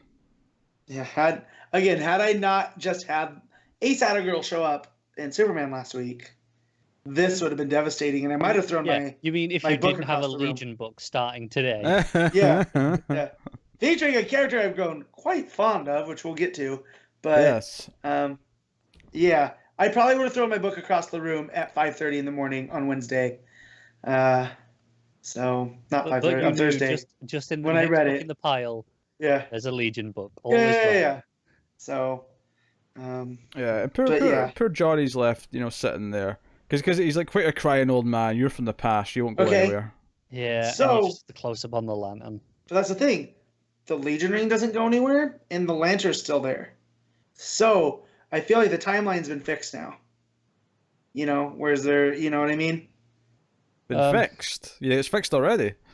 I don't think the lantern itself is not indicative because the lantern already existed. It was just a case of it was moved so that Alan Scott never got it right. So there would be nothing to make that vanish. Whereas the Legion ring itself, I think, it goes back to what we talked about earlier. I think, you're pretty right. It has been fixed. That's why it doesn't vanish. But it's why she vanishes. It's there's a different version to take place. It's hyper time. Yeah. Yeah. So Superman's hit across, the city by Black Adam or whoever else. It's counting down because Manhattan's like, in 6 seconds Superman will see me. So it counts down, and the final page of the book is them facing each other in the middle of this, basically destroyed street. And it's like, it's Luther time. Street by the look of it. Mm-hmm. That's right, yeah, Luther Street. Interestingly, that sign's pointing at Manhattan as well, just because the way the post is bent over. Yeah. It's actually pointing at Manhattan. And he's bald. And his wiener's flopping out. His wiener is flopping out. This is true. Joe, it's funny that over the 12 issues, I've stopped even noticing that now. Yeah, well, because you don't. Yeah, he's almost a Ken doll at this point, where you're just like, yeah, all right. Yeah. Until you said that, I went and did a double. I was like, oh yeah, so it is. Yeah. It's still there. It's quite restraint on Gary Frank to not have the sign pointing at his wiener. Right, because that was me. I would definitely. Yeah. It ends with the Veet saying it's time. All right, so that is his. I was trying to figure out, is that the? That's his cummerbund. Okay. I was trying to figure out, what the hell is that? Breaking news this last weekend: Chris Jericho's championship cummerbund was stolen out of a limo at a steakhouse. Oh, jeez. I hope someone got that Brooklyn Nine-Nine reference. It's not a cummerbund. It's his, it sits across his chest here. It's his, the Green Ranger and White Ranger wore those power vest things. I just like that thing. I knew it was. Shoulder pads. I knew it was his outfit. Yeah, it was the middle of his outfit. But it was driving me nuts. I was trying to figure out what the hell is that thing. But yeah. Yeah. A lot of iconography in this issue. Sure. Yeah. Yeah, and it's interesting the way the atom on Manhattan's head, that symbol, the way it transposes into the Earth and the Moon, and then it's 12 o'clock. Exactly. Yeah. Yeah. Oh, it's Doomsday. Yeah. Swear to God, if he turns into Doomsday, I'm gonna be mad. No, you're not. You're gonna love it. Superman's gotta slug it out with him. Now I want a clock that's just got Doomsday picture on it, just so I can say it's my Doomsday clock. Yeah. It's not that hard. I'm sure there's one on Etsy. Probably. This is my Doomsday clock. Oh dear. Countdown to when Matt gets upset because they've ruined Superman again. Just give it time. Give it time. The Bendis era will come to a close at some point. So, not to sidetrack, but when I pulled up Silk Spectre to find out the names and whatnot, I didn't realize that the characters from the comic are going to be in the new show. Did you guys know that? Some of them. Yeah, some of them are. Yeah. Yeah, and she's being played by Jean Smart. Yeah. So I didn't realize this. Yeah, Jeremy Irons is old Ozymandias as well. Oh, damn. Yeah. I was just rereading this back matter again. Yes. I love the final paragraph under item 12, the last little bit. Lex saying, "I believe our universe is ever evolving, and I have lived past lives alongside Superman, and I'm locked in endless battle with him." Like, just the idea of him acknowledging that that kind of metaverse is kind of astounding. Yeah, no, I really liked the bit with Lex where he realized that in lots of different, universes, that him and Superman always seem to be at odds with each other, and there's never a winner. He'll never win, and Superman will never win. And his attitude to that is like, well, I'm going to try and fix this eternal loop so that I have won. Like that's basically his attitude. And so he owes me one. Yeah, it's so Lex. Yeah, it is, and that's why I love Lex, because yes, he's a villain, but his villain comes up. His villainous comes from wanting to upstage others. Yeah, he could cure cancer, but that means it's cured, and what else would he do? Yes, and if I've not made this clear already, Lex in Doomsday Clock is a million times better than Lex in Justice League. Yeah, not going to disagree there. I am not a fan of Apex Lex, who just stands there in monologues now. And is completely passive, but more on that later. What's this? What's that sound? That sound of salt in the distance. I love it. Because I hate the taste of salt. Salt's disgusting. I want no part of it. No. Well, I crave salt, but I sweat a lot. So. Yeah. Salt is like the most basic of all seasonings. It is in every meal because it is essential. Yeah. I don't put salt on anything I eat. I hate it. Well, you should. But you buy mostly processed foods that are pre-salted. Yeah. I'm not denying that salt is in something, but I can't taste salt when it's in something. But when salt is put on something, I taste it. All I'm saying is you would notice if there wasn't salt in it before you got it. You would salt's a flavor dramatically enhancer. notice. That's why they put I'm not it on disputing that. margaritas. I never said there is such thing. No, I know, but I didn't realize this until I looked up why do people put salt on margarita rims, and it's because it's a flavor enhancer. It makes the drink taste different than when you don't have it. But yeah, no, the only thing I add salt to anymore is movie theater popcorn because it does not taste the same without. So, if someone's eating chips or fries and they've got salt on them, I'm not stealing one. It's basically a foolproof way to make sure I don't steal your food. Yeah.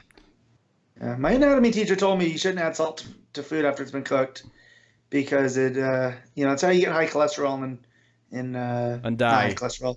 Well, yeah, that messes with your all the salt in your blood will add to blood pressure increases and whatnot. And that's not good for your heart. So I tend not to. Salt your food before, guys. Season it. Don't be afraid to season. Been some wild tangents on this Doomsday Clock review, but I mean, this is still very solid. It's definitely the least exciting one on its own out of every issue by its very nature. It's a nice summary issue, and the art is still phenomenal. Yes. Oh, that's great. Everything from top to bottom. The care on every single panel is astounding. Yes, but ultimately it's all building up to the final issue, and so at the end I'm like, well, I want the final issue now. Yep. All my meat's in the next issue, damn it. How dare you? Yep. We might get it by the end of the year. I think we will. I don't think Frank would go out on a limb like that without him knowing. You know what I mean? Well, we're due solicits, I believe, next week, from what I've been told. Oh, Carter's got sources. Oh, from what he's been told. From what I've been told, and then the general. Who's your source? Who's your source? Your best buddies with Lobdell, aren't you? Yeah, it's Connor and Lobdell have been sitting in a hot tub together discussing the world affairs. Well, if that was the case, then obviously this would be pointless because it would be wrong because that is tainted information at that point. Oh dear. Matt, what are you rating Doomsday Clock? 11 out of 10. This is an 8.5. Still fairly high, but not as exciting as Pete already said. Cara, what you rate it? I'm going to give it easily the lowest score I've given an issue of Doomsday Clock. I'm giving it an 8. I'm actually going to agree with Connor. I'm going to give it an 8, which, for the record, is easily the lowest score I've given to a Doomsday Clock issue. So, yeah. of course, I think of course. Without Gary Frank's masterful art, this would probably have been like a 7. Although I do want to point out is that I know David's going to do a supercut of all the Doomsday Clock reviews like he did Heroes in Crisis, and this is the point where he'll cut back to when one of us gave it like a 7.5, which I don't think happened, but... Not me. I grade way too high. Yeah, I've been giving it 9s and 10s across the board, I'm pretty sure. I feel like I have as well, but if anyone's given it low, it's me. Yes. So I can't wait for the flashback to prove that Connor's an idiot. I do love that. No, I'm all right. I'm all right. Assuming I said on camera what I have reflected in my personal records, I'm fine. Well, we'll move on then to more books. Next up, we have Legion of Superheroes Millennium issue 1. Brian Michael Bendis writing with André, Lima, Araújo, Jim Lee, Dustin Nguyen, and Andrea Sorrentino all on art. Sorrentino's on this book. Yep. God damn it. Connor, you should have read this one, because out of all of them, it is the most standalone, I feel, of Bendis's. It is not about it being standalone, though, is it? It's that it's Bendis. I have to say, there's going to be a bit of a fight for the cover of the week, because the cover on this is pretty nice. There's no fight. It's this. Well, it's this or something else, but the other one's a variant. I'm sure you can gather. Well, I mean, there's Doomsday Clock covers this week, so I mean... I actually think Doomsday Clock covers are not the obvious choice this week. But they usually are, which is why I'm saying there could be a fight. This issue, though. So... apparently preview pages were going around the internet, and I'm glad I don't click on that type of stuff. Because when I opened the book, and it's featuring Rose Forrest of Rose and Thorn fame, I went, oh shit. Not expecting that whatsoever. Especially because I've jumped right into the last time Rose and Thorn, the last 2 times she's really appeared in DC continuity.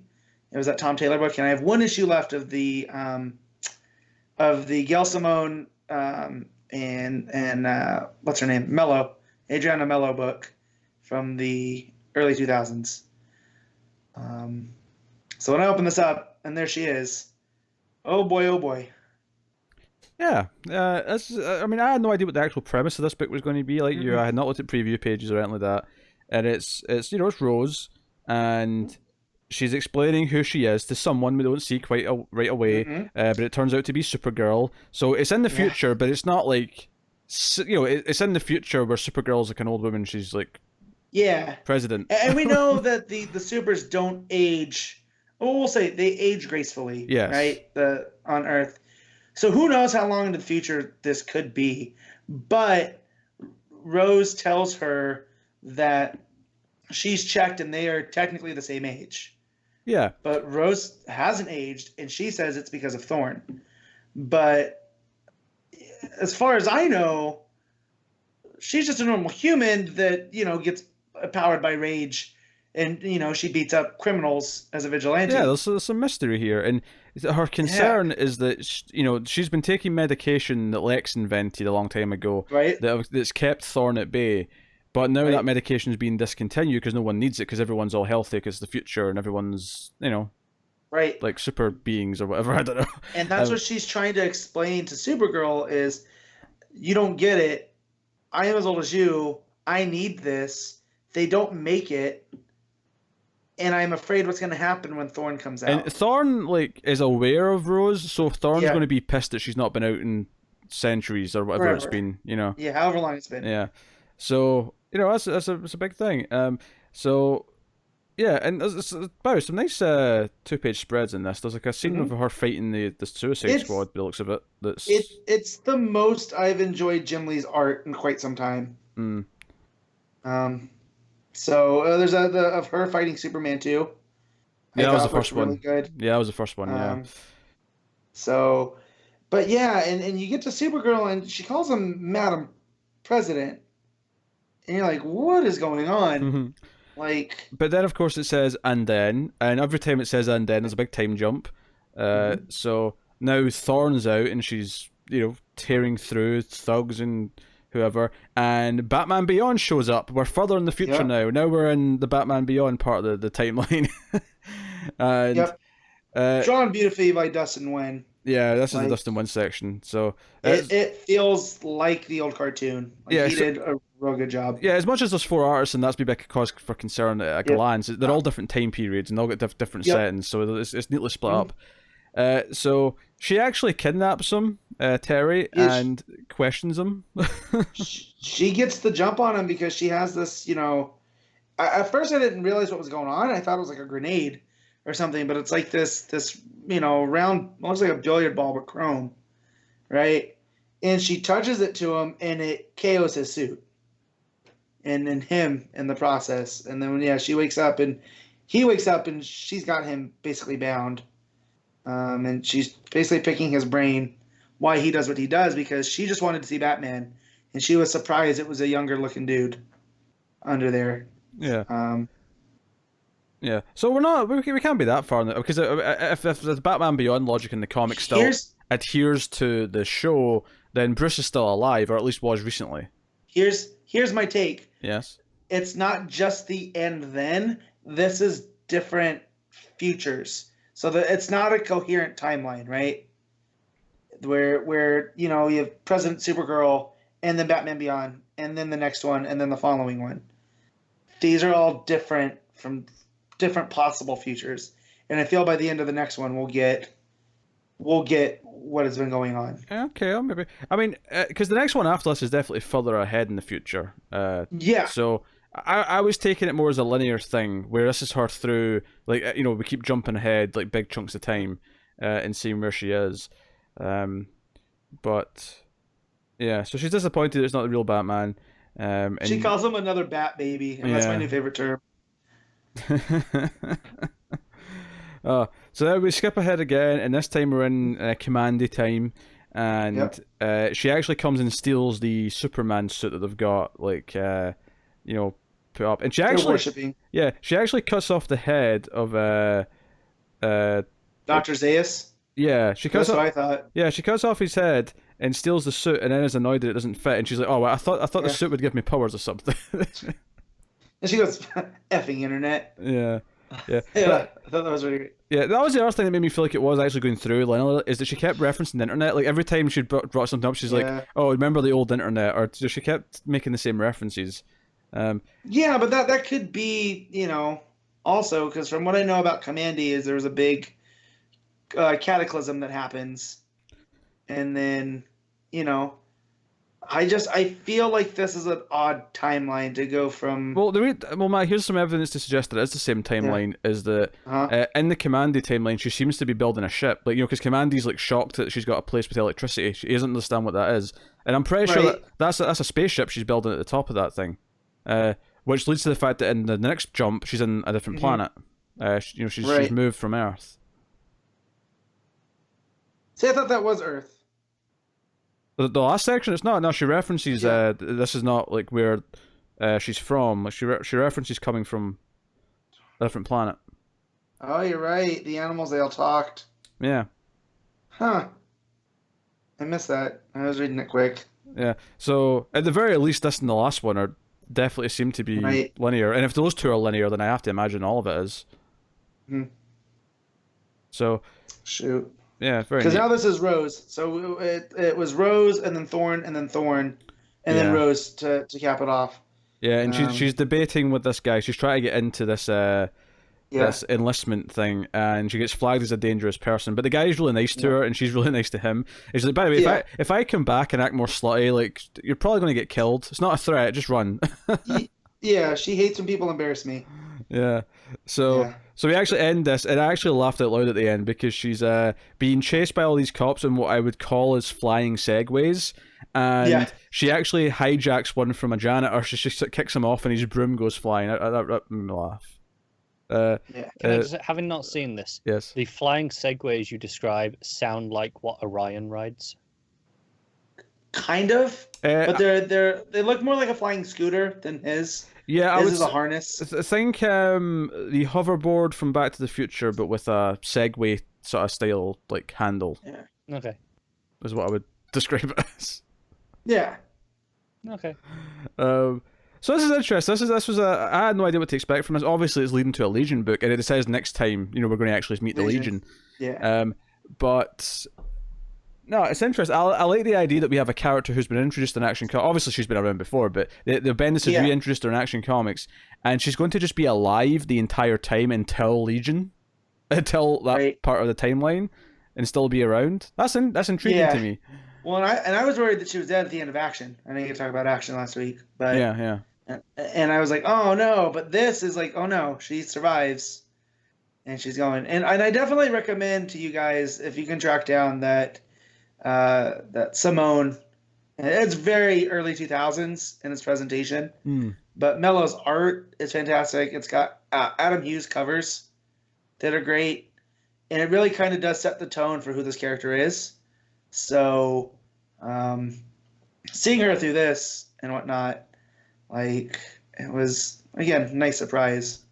Yeah, and I think it was nice to have a through line, because I wasn't sure if this was going to be like, here's 50 Legion members, get to know them quickly or whatever. And it was like, no, this is one character story, and it's and I think more importantly, it's a character who we are following before she discovers the Legion. So I feel like Bendis is actually, from the impression I'm getting, is that Bendis is going to do a really easy job of easing everyone into the Legion as a concept. It's like, here's a character that we're following. It's also called Millennium, so we know it takes place over 1,000 years. Yeah. So just the idea that he is like, like this character represents someone who's going to be asking all the questions that we need to know. All the questions that we need is this character who can like give us exposition or ask for the exposition in a really neat way. And we've mostly had fun, I think, with this character recently, and I enjoyed this well enough. Yeah. Me too. Obviously, the art was back and forth. Out of all the art, I mean, the Sorrentino stuff with Commandy was great. I wasn't a fan of the last art, which is the Araújo, however you pronounce it. Well, I wasn't a big fan. I'm trying to see what else he's worked on. That's what I'm looking at. I think this is his first DC book, though. So,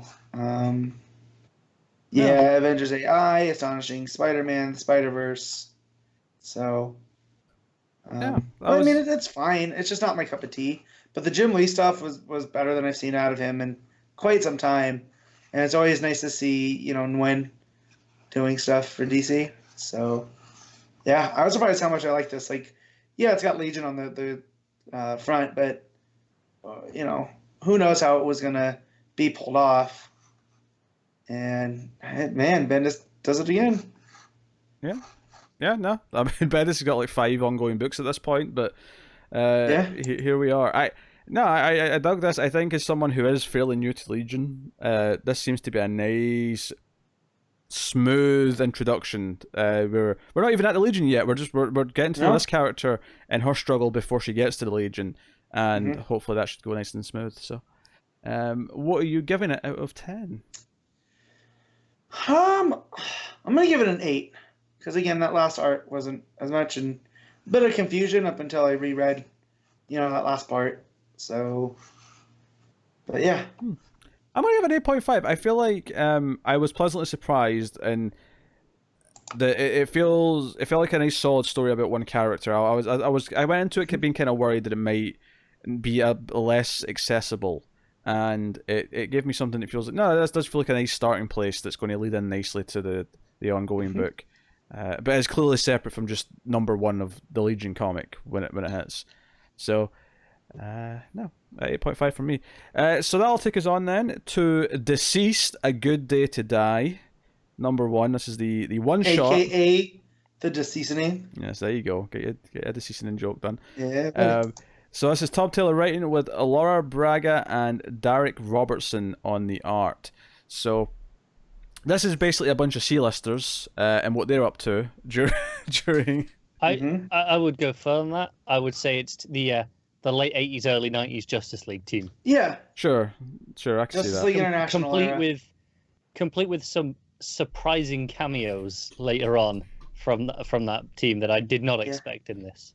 Well, you Yeah. get the red and the yellow and the gold and the blue, and the green, whatever that was from Mr. Miracle. Mr. Miracle and Barda, and then you get Blue Beetle and Booster Gold. Yeah, But remember when they went out drinking and Mr. Miracle and they were the blue and the gold? He goes, "Yeah, we're the red and the yellow and the green and the blue and the gold." Yeah.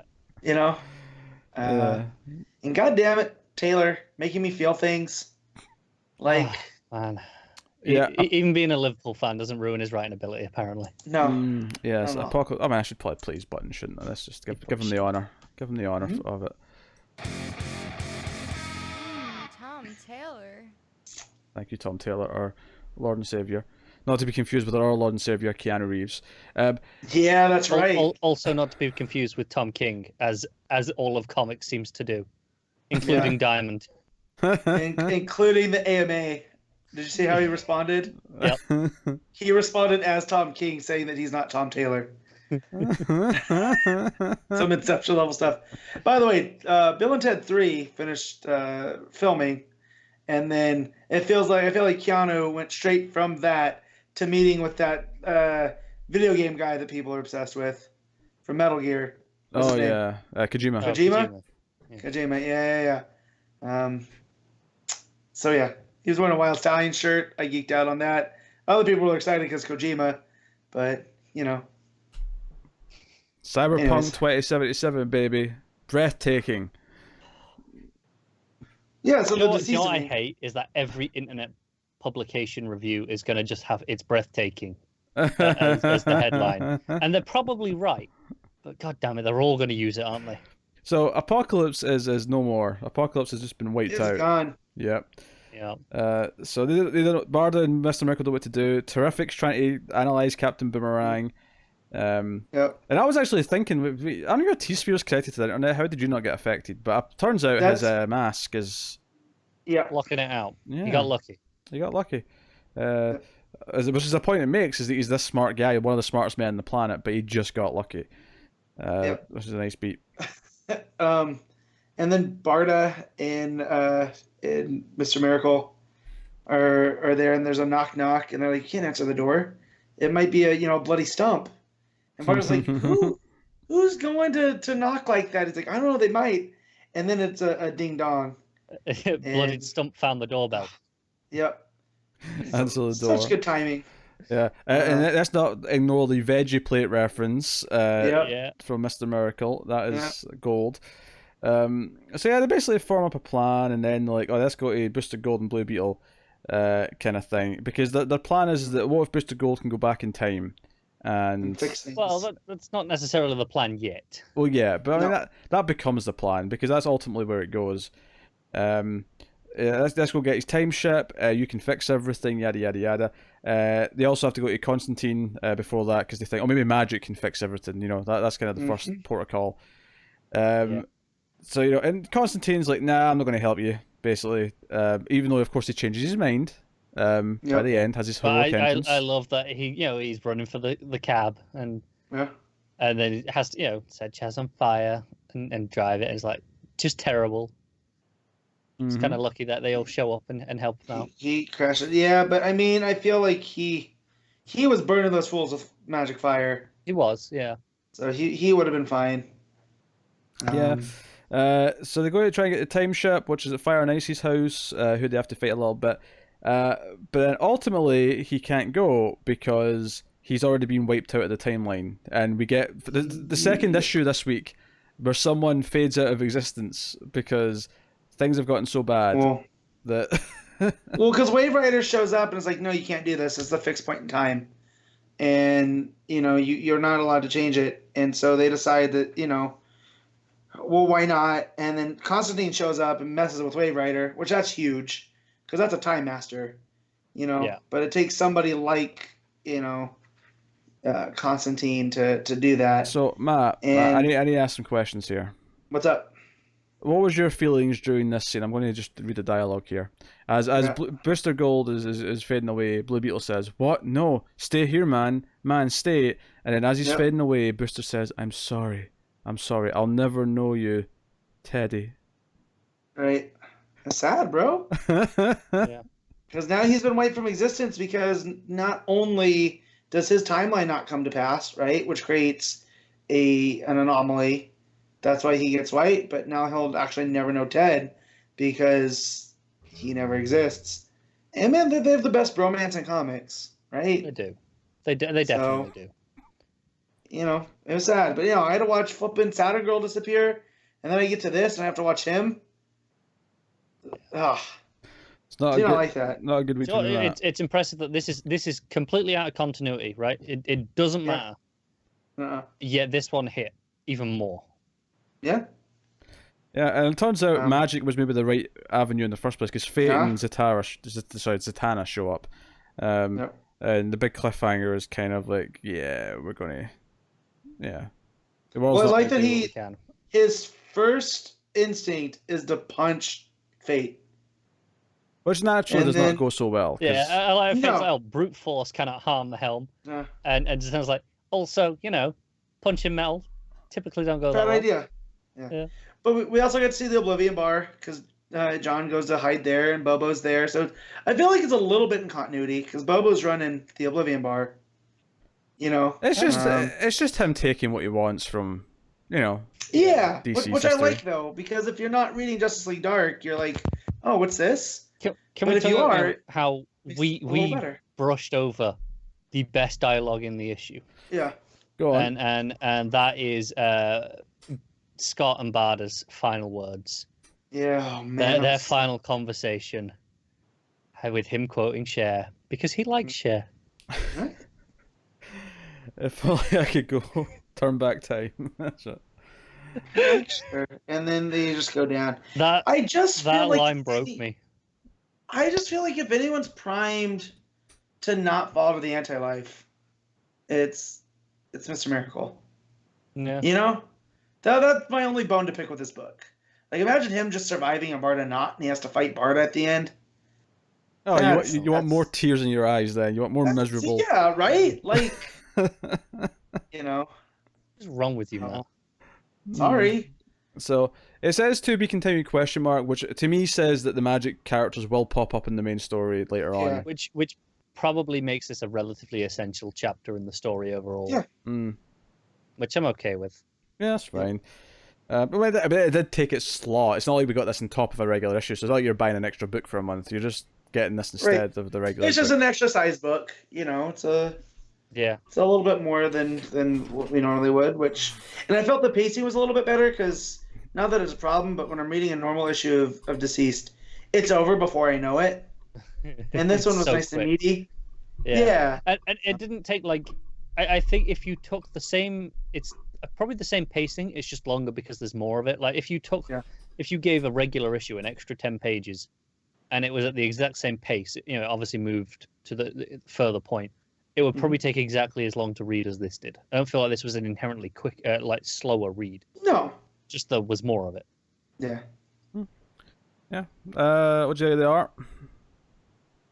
I really liked it. I love the really clean, shiny stuff that we've got from Braga for most of it. The colors are popping fantastically. Yeah, I wasn't a fan of the interlude with Constantine in the middle. I wasn't a fan of that art. It's not my. I liked it. It felt kind of old school, real scratchy, and it was working for me. That was mostly all right. Yeah, I didn't have too many major complaints. It wasn't sort of like making me, fawn or anything, but it was solid. So that's Deceased, A Good Day to Die. Matt, what are you rating it? I'm gonna give this one a 7.5. Connor. I'm going 9.5. I loved everything in this. 9.5. Oof. Yeah, this issue was fantastic. Oof. Wow. I mean, a 7.5 from Matt is basically saying it was shit. A 9.5 from Connor. That's shit. That's 6. That's what 6s are for. I mean, it was fine. Come on. Come here, break here. Throw me freaking bone here. Oh, dear. I'm sorry, Matt. I'm sorry. I'll get you a little bit of the bubbly later to make up for it. I am going to give it just a solid 8. That's how I feel about it. Solid. Some good character moments. Good pacing, as we've said. For me, I like seeing this group of characters back together. There's not enough of this bunch. Yeah, anymore. well, now you'll never get to see it again because they're all dead. Yeah. Yeah. I mean, it would be better though if there was no Constantine. That's obviously that's always my first point. Such a terrible person. Oh, I love it. All right, next up we have another number 1. We have Harley Quinn and Poison Ivy issue 1. Jody Houser writing with Adriana Melo on the art. So, kind of an interesting proposition for me, and I don't tend to enjoy Harley Quinn books. It's not that I dislike the character. I think she's a fine addition when she's used right, but the sense of humor just tends not to be the book for me. But I do really like Jody Houser as a writer, and Melo's art's pretty solid as well. So, I was curious. So this is basically Harley looking after Ivy after Heroes in Crisis, when she's still kind of weird from growing back from the new flower or whatever, and she is struggling to keep herself afloat. They go for clothes, they go for food, but ultimately they end up back at Harley's place, and eventually Lexi's drone with the gift shows up, and it's fertilizer, which, as Harley puts it, is basically just he took a dump in a box and sent it. Yeah. But isn't Apex like shit magical? Possibly, yes. Probably. Well, and there's components to fertilizer that's beyond, There is, yeah. poop. Yeah. Right? But it is a good, solid joke. A good solid poop. Yeah, right? Yeah. So this is the first book I feel that's mopping up Heroes in Crisis. The mess that it left. Yeah. Yeah. And I just feel like at the end of this, none of that will matter. I feel like we'll have classic This Ivy just back. feel like, let's get Ivy back to her place Yeah, I mean, she's basically back by the end of the issue. It's just that, because we introduce a whole plot at the end where the Floronic man shows up. Yeah. And it's like the green... Well, the Parliament of Flowers. Parliament of Flowers. Upheaval. And I definitely feel like this definitely ties in more to the stuff that's going on in Justice League with the the Year of the Villain stuff and the Floronic Man with Justice League Dark. And this is what I was hinting at earlier. This does not have a Year of the Villain branding. No. Even though it is a book about two kind of villains, despite what they may claim in this issue. And I wasn't expecting it to have a direct reference in the sense that, here's Lex's gift. Yeah. But I think it was actually really well utilized. Oh, that's worth mentioning. Harley decides to be a hero right before he attacks. So there's like a moment where she's like, I'm going to be a hero. I'm not going to be a villain anymore. I am now a hero.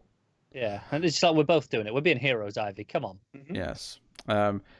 So that's the gist of it. Also, I just, for some reason, all this talk about the fertilizer, I just, the song "Dick in a Box," I just heard that in my head, but with "shit in a box." My shit in a box. Shit in the box. So look forward to Christmas, Matt and Connor. Nope. Thank God he doesn't have our addresses, right, Matt? Yep. I've got addresses. I've got contacts. So anyway, we have this set with Floronic Man, which was an interesting. I didn't know that's where it was going. So when he showed up, I was like, oh, okay, all right, this is interesting. And I think it's nice that they actually have an actual villain to fight. Yeah. Yeah. That said, I will say that despite Jody Houser's writing and despite the art, I don't think this book's for me. Like, I got to the end of it and I was like, that was fine. It read well enough, but maybe I just don't like, this type of Harley story, this type of sense of humor that, we've got going here. It's just not my thing. I felt that until Floronic Man showed up and was like, oh, this is Ivy becoming the new champion of the green in the Parliament of Flowers, and I'm here for that. I get that. I mean, I'm also thinking that there's a lot of books starting in September and October, so I'm happy to opt out. Yeah. Personally, I really like this. I love Harley and Ivy together, and them going, screw it, we'll be heroes, is kind of fun. Yeah. Yeah. No, I mean, I don't think it was bad. I think it's just ultimately like, it's not really for me, and I'm always going to have more important books that I want to read instead. So. Oh, sure, but it's only a 6-issue mini. Yeah. Yeah, depending on how next week looks, I might not review this one next month. if we got a whole bunch of books that drop. Oh, sure, yeah. Yeah. But I did enjoy this one. I mean, I'm not going to rate off every Harley book though. I'm still going to try the Cedric one because it's Cedric. I'm going to at least try the first issue. But how long have we got to wait for that? The art I want it alone. like next week. So next month, I think, isn't it? It's too far away. But I do love that Hauser automatically gets the dynamic between Harley and Ivy. You know, that it walks aside. So I don't know if you watched WWE in a while, Pete, but you have the Iconics, right? And they have that, you know, are they best friends? Are they lovers? Who knows? They just really care about each other, you know? And I feel that's Harley and Ivy here, you know, and Hauser rides that line, you know? So, but yeah, and Melo's art, I felt something was a little bit missing, and maybe it's the colors, because from what I saw in Plastic Man, and then what I have been reading in Rose and Thorn, it just pops a little bit better when the colors are more vibrant. Yeah, but maybe that's part of this plan. Interesting. I thought it's very expressive art.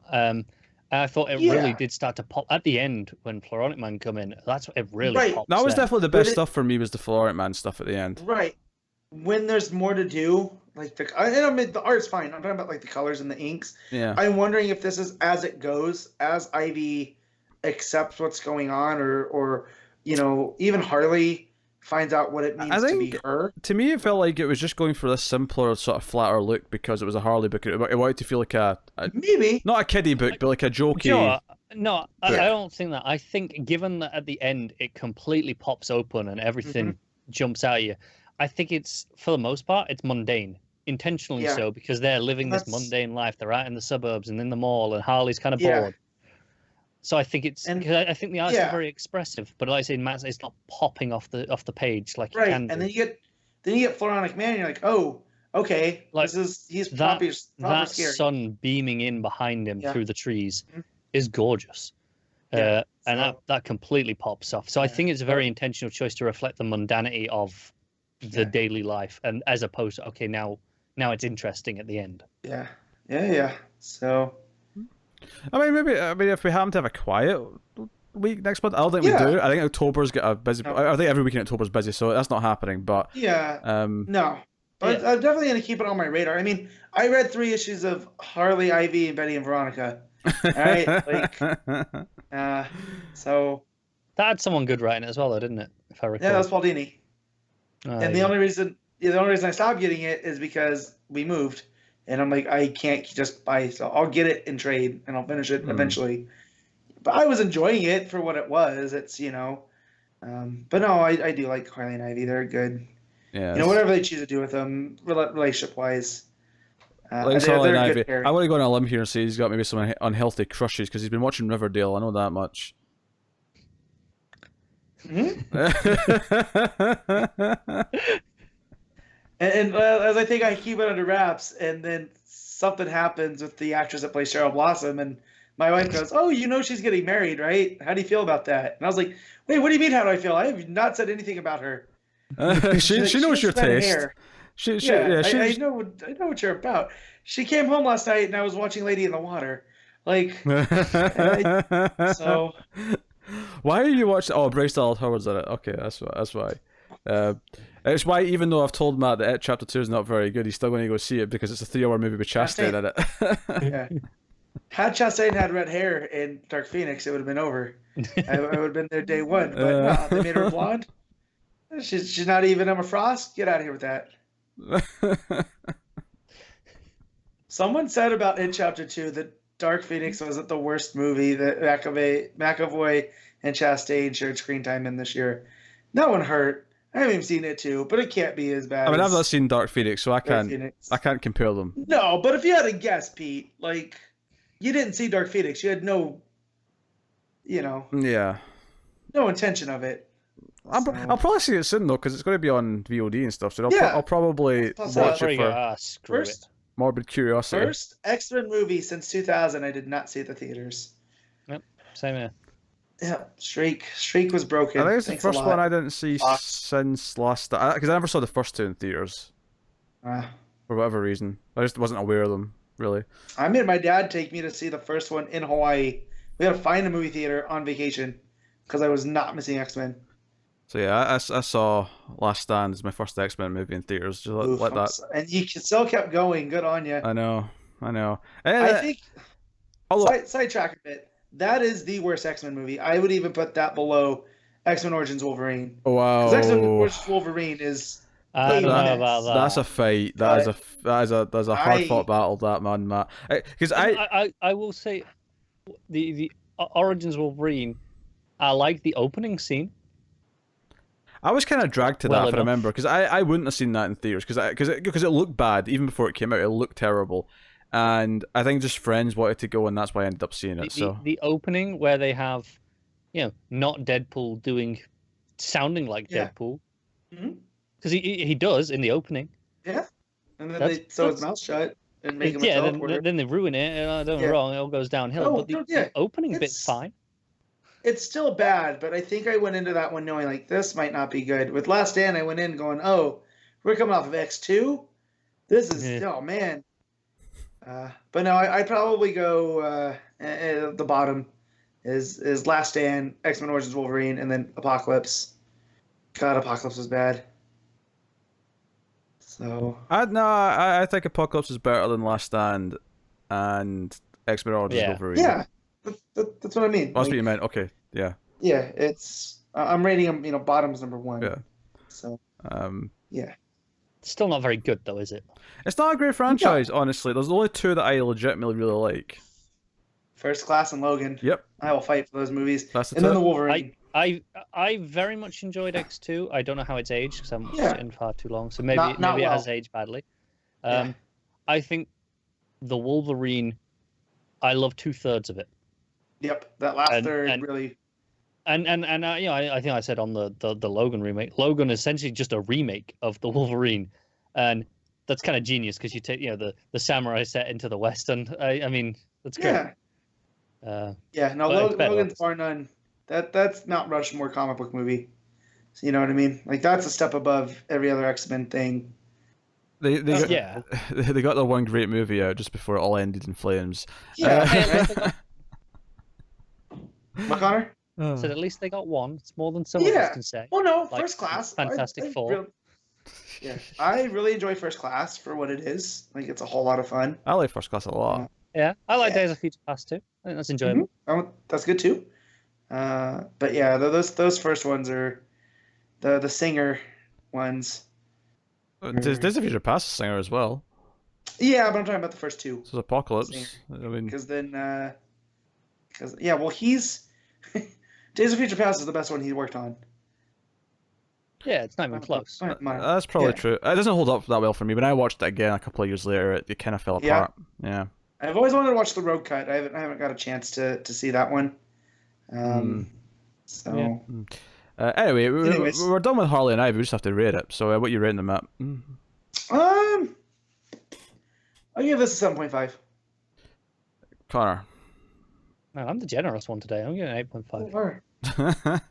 I'm going to give it a straight 7, I guess. But not super for me. So, but it's 7 because it's solidly written. Florent Man was an interesting, entrance at the end. Yeah. So, It's fun. This is what I want them to do more of these minis. Don't lie to us and tell us it's a number 1. Of an ongoing. It's 6 issues. Damn, isn't he? Sorry, Connor, your mic's doing funny noises. Yeah. Is it sorted?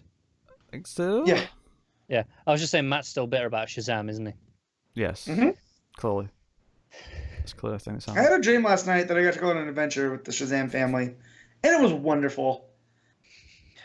I got the powers. It was cool. It was super fast. I forget which of the kids gets the speed powers, but that was me. I get to save Billy from a cobra. It was a weird dream. It's the last time I read Hickman before bed. All right, so that'll take us on to not a number 1. After 3 in a row, we have Justice League 31. Scott Snyder and James Tynion on the 4th, writing with Jorge Jimenez on the art. So, Justice League, JSA, Commandy, all this shit happening. It's all going on. Yeah. Everything not to do with Apex Lex, great. Really enjoying all that other stuff. You know, the characters that they pick to go to the past, the characters they pick to go to the future. Yeah, I could see I that. love it all. The characters that are staying, the Mira way and Jarrow. the way that they're tying history into the cosmic rod, I really enjoy. You know, that's the thing that's keeping them, you know, keeping, I don't want to say continuity, but for lack of a better term, you know, through those eras. Yeah. And then we get Apex Lex just standing there monologuing next to Perpetua, and I kind of hate Perpetua. I'm not gonna lie, I don't like her. Yeah, that's fair. And not in a good heel way where you hate them because they're so good at being bad. But I just don't care about her. Like she's not Darkseid at this point. You know what I mean? And not that she's not Darkseid, but yeah, I don't know. Was Lady Styx preoccupied? Snyder could have just used her. Yeah, I mean, I kind of agree for the most part. I like generally what was happening in all the plots, barring the villains, like the JSA and that page where they introduced themselves, especially. Gave me a chuckle. Wildcat looking like Batista. That dude's jacked. Yeah. One of my favorite moments is just when Flash and Green Lantern introduce themselves, and Jay's like, "Son, I think you're a bit confused there." Yeah. Yeah, I'm the Flash. Yeah, and the art's pretty good. Although I do think sometimes, like Jay especially, his like a posture is a bit weird at times. Yeah. It makes his shirt look really baggy. It does. It's kind of odd. Yeah. But yeah, they're kind of debating like, hey, we have a version of you, but we don't have a version of you, and we know someone who's related to you, but like there's a lot of that going back and forth. Yeah, and we've got people who have your name but different powers. Yeah. Well, and I love that Hawkman gets mad when he brings up She-Ra, right? Mm-hmm. He's like, "What'd you say?" And he's all moody. So I like that. And the Atom, that part was so great because Flash makes that little itty bitty. Mm-hmm. You know? Yeah. I like that. And he looks like. Can you shrink offended? any more than that? It's like, what do you mean any more? Yeah. I got full size fist if you don't shut your yap. I love that. Yeah. But yeah, that roll call page though. That is fantastic. That's great. Yeah, so I like this generally. I do think, as per usual with these issues, I do think it's a little bit wordy at times where it doesn't need to be. But other than that, not a ton of complaints with this one. It was mostly doing stuff that I thought was fun. You have Batman and Superman and Wonder Woman with Commandy shrinking down because they realise that they're actually in a possible future because Brainiac has been bottling possible futures, so now they can travel from their bottle to another bottle if they shrink down. There's a little reference. So good. There's a little reference to being inside Superman, which Batman's like, we don't talk about that. Yeah. I just love the concept of Brainiac not bottling cities but potential futures. Yeah. Mira and Hawkgirl and that are actually, they've built a ship so that the World Forger and the Monitor can go and travel with some of them to go and find the Anti-Monitor and hopefully convince them to help. But of course, the Legion of Doom are also going to try and go and convince him to be on their side. Yeah. So gives us the ticking time bomb element to the whole thing. Also, my favourite little moment here with Jarrow is when Mira wants, open the telepath channel so that I can send a message to her. Because she stays back with the B Squad. She's back with Supergirl and Green Arrow. She's the acting chairman. Yeah. Because it's Hawkgirl and Starman and the kid Shane. They've went with the Monitor and that. And so... Yes, the message that he sends to Hawkgirl reads as follows: "Yo, hear ye! I have an incoming message from Mira, acting chair of the League of Your Absentia, communicated by the esteemed deputy." And it's like, what is the damn message? It just cuts him off. Yeah, I like all of this. Remember what Batman told you? Yeah. Always be awesome. No, the other thing. I'm your deputy. Oh, jeez. Oh, Jarrow is. Yep. Just delightful. It's going to be sad when he gets killed. Yeah, because it's going to happen. As long, I'd rather him killed than him turn evil. Blaze of glory. Yeah. There's going to be a blaze of glory as he saves everyone. The JSA go with Flash and Lantern to what turns out to be Hawaii. They don't know that when they first arrive. They just sort of figure that out when they're there. Not just Hawaii, Pearl Harbor. Yes, and then someone asks the date. Yeah. December 7th, 1941, a day that will live forever in infamy. And you just see, the two of them go, shit. Yeah. Like, you just Yeah. they're like, ah. And then later, And later, then- on, we see Cheetah and who else is it from Legion of Doom? Cheetah, Sinestro, and Grodd. Are flying planes and they're basically going to make it worse. We're going to like do even worse than what actually happened in Pearl Harbor. Yep. Yeah. Give me a book with just those three. Like we have Harley and Ivy, but it's Sure. Grodd, Cheetah, and Sinestro trying to be normal and not doing it well. Like that's a sitcom, I feel. But in the Commandy verse, right, on Brainiac's ship where they are, the potential future, they break out and they end up in the 853rd century future. Yeah, with Justice Legion A, Alpha. Yeah, which Alpha. Yeah. I'm just checking. They look a lot like on the very first page of this Justice League book. We had like the totality going past, and we had like all these things from the different futures and pasts and stuff. They look a lot like one of them. Yeah, it is. It's very similar. Well, it makes sense because they're looking for pieces of the totality, so it makes sense that one of the places that it flew past in that first page are where. Yeah. Ends up being. What's notable though is they're not Brainiacized in the original. Can I just comment how the green one, which I think's meant to be their Martian Manhunter, possibly, or maybe the Aquaman. It's like a green Aquaman. Anyway, the point is that his white hair looks so far back that it looks more like someone's just dropped bubbles on his head than it does hair. I just wanted to mention that. Yeah, I think that was the purpose though, because he's on Neptune. Yeah. So I think his hair is water. Yeah, it's supposed to be bubbles. All right, okay. Yeah. I thought it was like. That's why I was going when you said there, Aquaman. It's like he looks like a sea god. Yeah, okay, because it looks like Santa here, but it looks like so far back that it's. What page are you guys talking about when they go past the totality? The very first page, not of this issue. Of the first issue, of the whole run. First issue. Okay, gotcha. Yeah. Matt's looking for it in this book. He's getting. Yeah, I was. I was like, it's not on the first page. Like that also had the Commandy tease in that page. Hmm? Yes. Yes. Okay. And one of the monitors, I'm sure. Monitor was in that page. Yeah. So the end of the book is that we finally see the anti-monitor at the end of the universe, where the source wall was originally. And Aquaman makes his return to Justice League. And he's like, yeah, you can count on me, because the anti-monitor's like, I will ask you, my ally, to fight alongside me to the very end. So for some reason, Aquaman's here to fight alongside him. And he's got a mask on at first, he's got like a cloak on. How this even remotely ties into what's happening in the Aquaman book, who knows at this point. I mean, it might This is how he got his dope tattoos. Yeah. So interesting that he's back, and I'm sure that'll make for some conflict next issue. No, it's fair. If you tell me all of this stuff takes place, up till now before that Aquaman run starts. Well, that could work, yeah. Yeah, because he washes up on the shores, but there's no reason to with his lost memories. If this ends with Mira having to take him out, that would line up with like her killing him. Yeah, that he found. It would, yeah. Yeah, that's true. Yeah, that could all work potentially. Yeah. I don't know wrong. That it might not be the case, and I might be just trying to defend it here, but it's plausible. So, I mean, this issue and last issue, I think, have been two of the best Justice League issues of the run. I still think it has its problems where I do feel it's too wordy at times. It's still a little bit of just a chore to actually read it at times.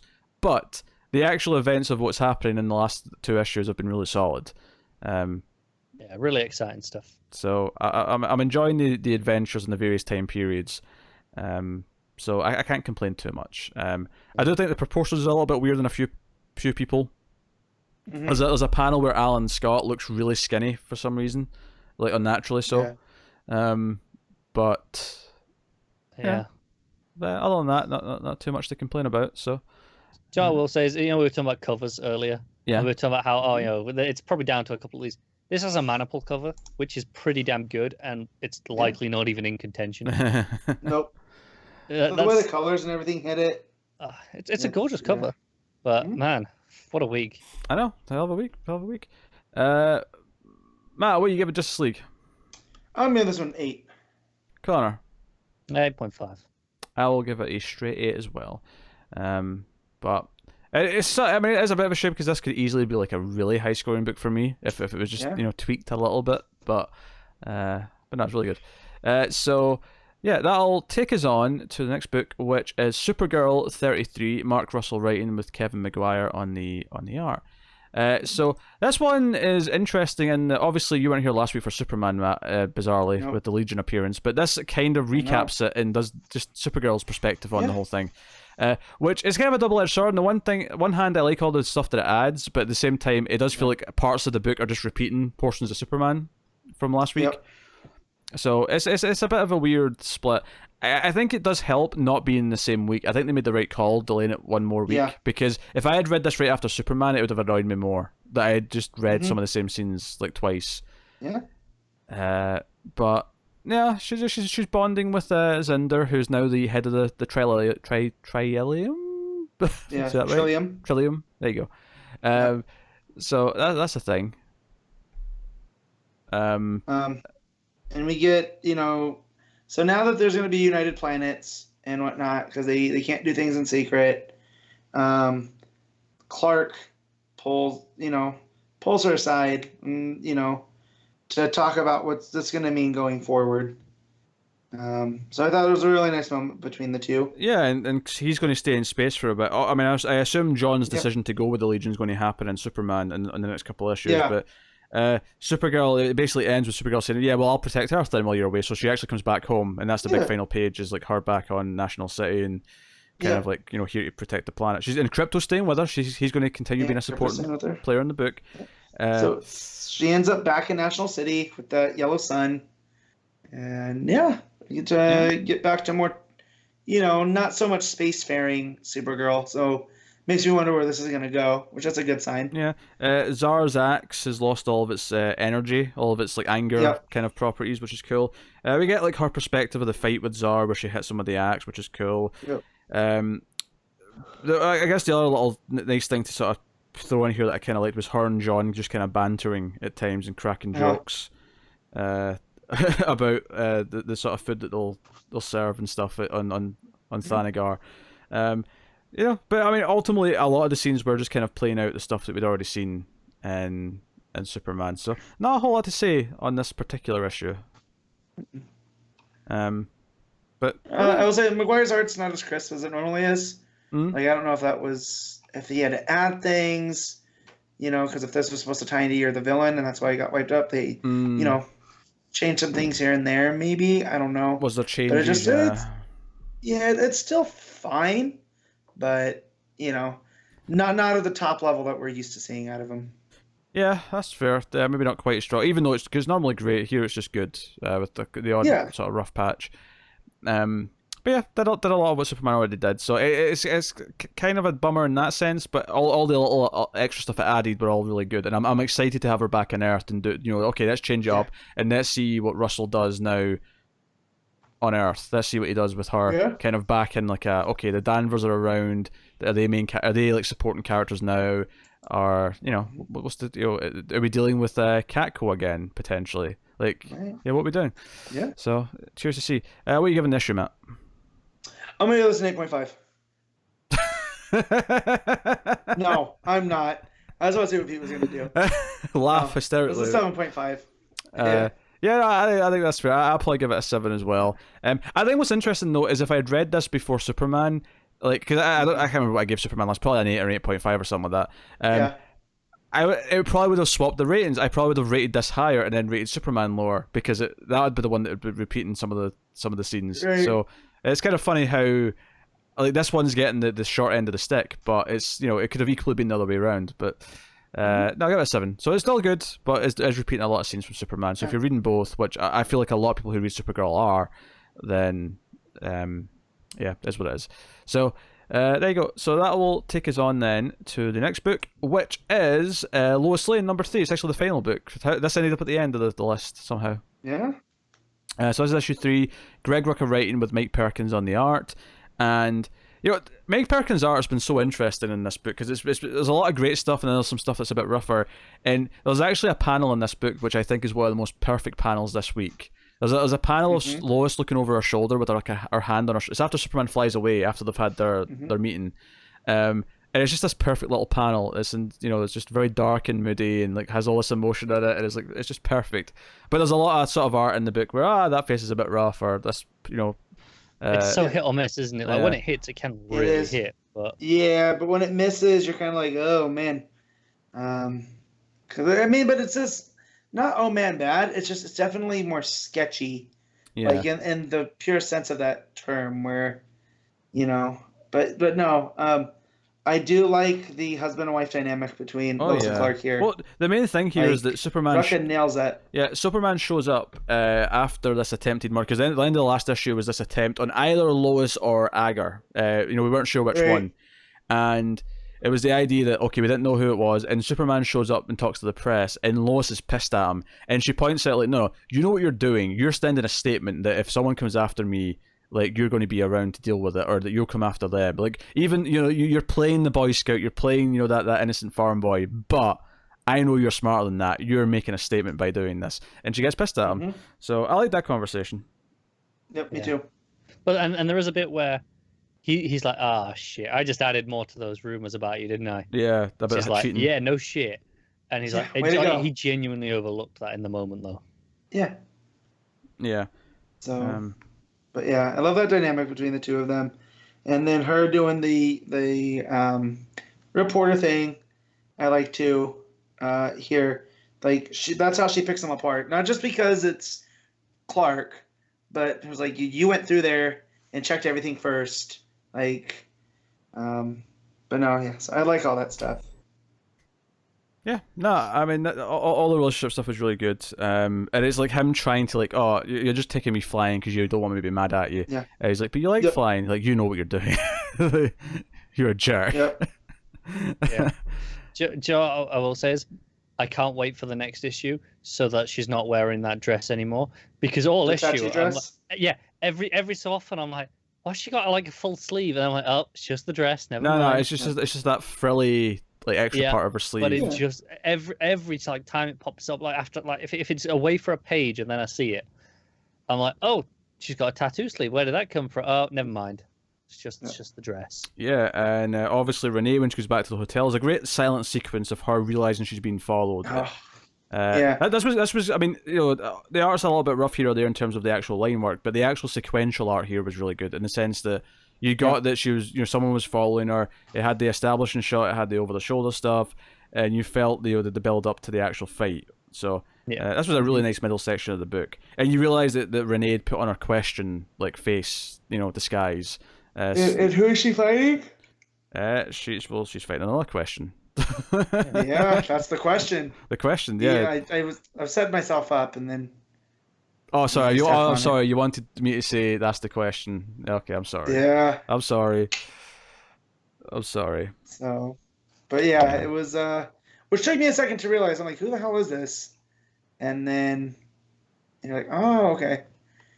Victor, how are you alive? He's like, funny story. No, it's like too many questions. Yeah. To be fair, we have seen him in Leviathan, so we know he's, Yeah. I mean, okay, we didn't know that. We didn't know for sure it was him, I guess. I mean, that's true. But right. We assumed we it knew was. Another question was running around, probably Victor, but was it Victor? Yeah. Yeah. Wait, Vic Sage. Yeah. I was Sage Zaz. They got jumbled in my brain for a minute. Yeah, it's Vic Sage. So, but yeah, we didn't know for sure, and then so we definitely know now that Renee didn't, wasn't realizing that he's up and around again.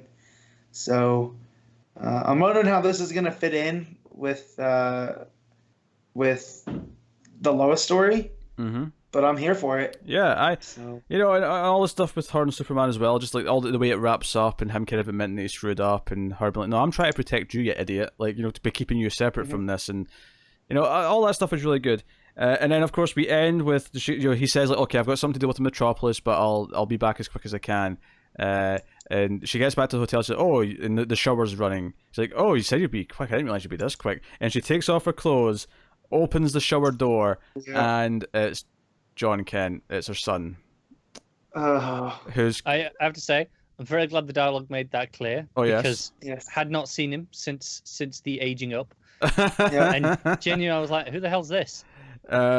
So Do you know what my favorite part of this is though? Is he covers his crotch with a towel and says, "Mom, a little privacy, please." And I couldn't help but feel that if I was in this situation, I'd be far more concerned with what I'm seeing than covering up my parts. But that's just me. Yeah. That's just me. Matt, you're going. Matt's makes going. Yeah. So I was not expecting this comedy cliffhanger. No, at the kind end of out of here. left field for this book. Tonally. Out of left field tonally a little bit. That said, I really like this issue. It's not a surprise that even in this week that Rucka can come in and hit with one of the best books of the week. I think between the relationship stuff, between all that great build up to the question, I was really into it. Obviously, the art is up and down a little bit, but when it hits, it really hits. It does. So, we giving it, Matt? I'm gonna give this one an 8. The art, I mean, it probably would have been the highest rated book of the week, but the art, when it falls off, it really falls off. Connor? Yeah, I'm going to go with the 8. I think the art's just too inconsistent to be higher than that. That's fair. I'm still going to go a bit higher, though, and give it a 9. I think, even though I do agree the art does go up and down a little bit, the relationship stuff between Lois and Clark just wrong very. I didn't know when I started this issue that it was going to be mainly that was going to be the whole story was their meeting after him kind of screwing up, and I really liked how it delved into their relationship and just the idea of this is what a fight between Lois and Clark looks like in a married life. This is what it looks like. Plus the Renee stuff was really well plotted out sequentially. So it was. I think for me, when it comes to the art, I would personally prefer just a consistent, it's okay, as opposed to this could be amazing, or I could be going, okay, that's not great. Whereas if it was just okay the whole time, I think it would bother me less because I'd just adjust to it pretty quickly. Yeah. It's hard to predict for that though when it's one artist. It's one thing when it's a different when it's like 2 or 3 artists that are sharing a book and you're like, okay, it's up and down, it's up and down. It's different when it's like, okay, this artist is inconsistent. So it's harder to quantify. But anyway, that was the last book, which does take us on to the section of the show where we pick our favourite stuff for the week. We do our favourite panel/moment, favourite cover, favourite art, and top 5 books. And we have enough this week to actually do a proper top 5. Worth mentioning, in case you were wondering where it is, Green Lantern. Connor was sick last month when Green Lantern came out. Yep. Yes. And he's not caught up yet, which is why there's no Green Lantern discussion this month. But basically, I got the issue, was in my pile, picked up the new issue, went to read it, and went, hang on a second, I didn't read the last issue. And at that point, did not have enough time left to read 2 full issues before we started recording. I'm sure you'll be back on form for next month. Probably, because next month is the last issue of the book. Okay. I think. Yeah, 12. Yeah, it will be. Yeah. Also, Superman Up in the Sky came out this week, and I did not read it, and that was purely just out of time. I got to I put that at the bottom of the pile because it was it felt the least important one from a discussion point of view, and didn't quite get to it.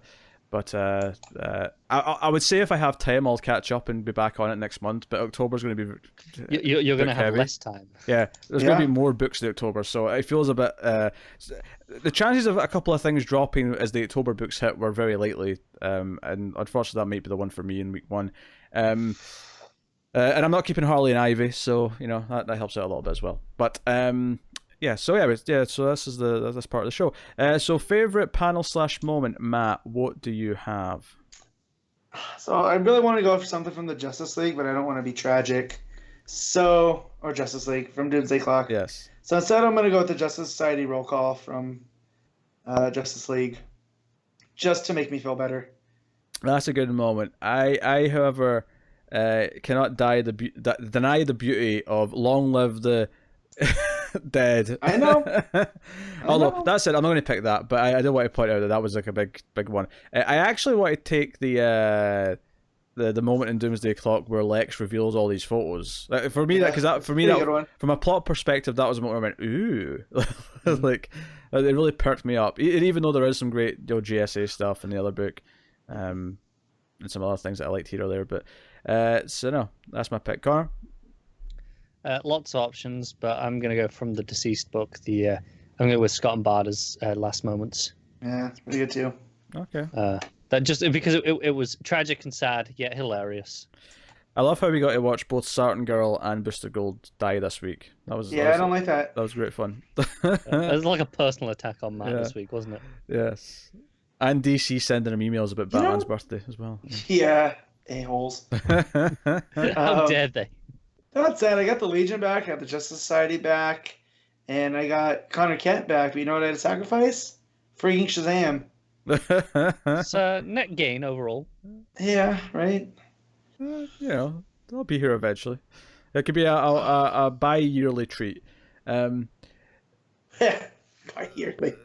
Is that twice a year or every other year? Because at this point... Take your pick. Yeah, I'm being optimistic and say twice a year, but I mean, I'm not going to Gotcha. promise anything.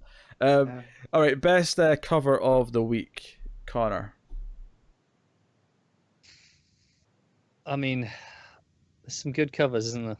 Some really good covers this week. I'm probably going to go down to one of the Deceased covers. I'll be the cliche and go with the Deceasing, but I want to point out the Carrie Andrews one.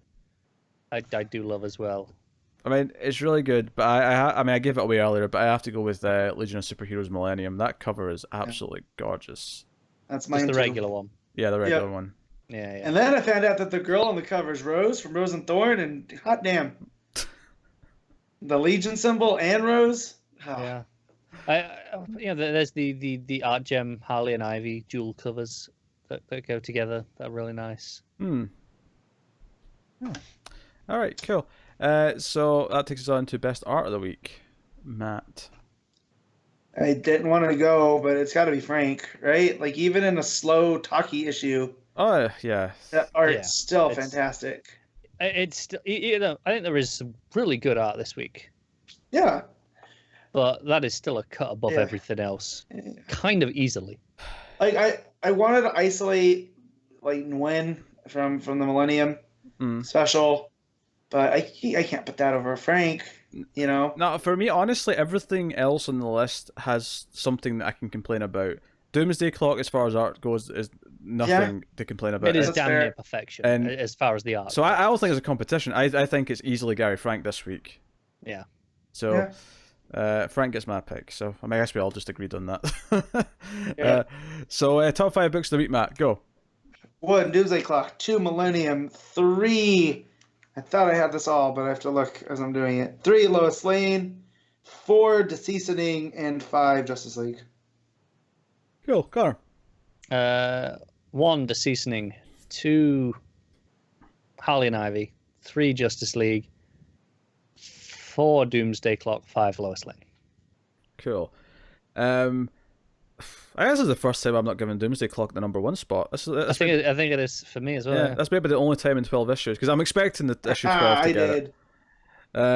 So That's going 12 for 12. He's not. He's not sacrificing that streak. No. Nah, number 1 for me, honestly, is Lois Lane. I'm going to file that right up at the top. I'm going to have Legion of Superheroes at number 2, and then number 3 is Doomsday Clock. Number 4 will go Deceased. Number 5, Justice League. There you go. So that's it. So, which leaves me to tell you what's coming next week, because I forgot to ask people on Twitter what they thought this week, which is a shame. Probably Doomsday Clock. Yeah, it's a shame on a Doomsday Clock week not to get people's thoughts, but you know, hey, you know what? Send them. We always say send in questions at mftvquestions@gmail.com.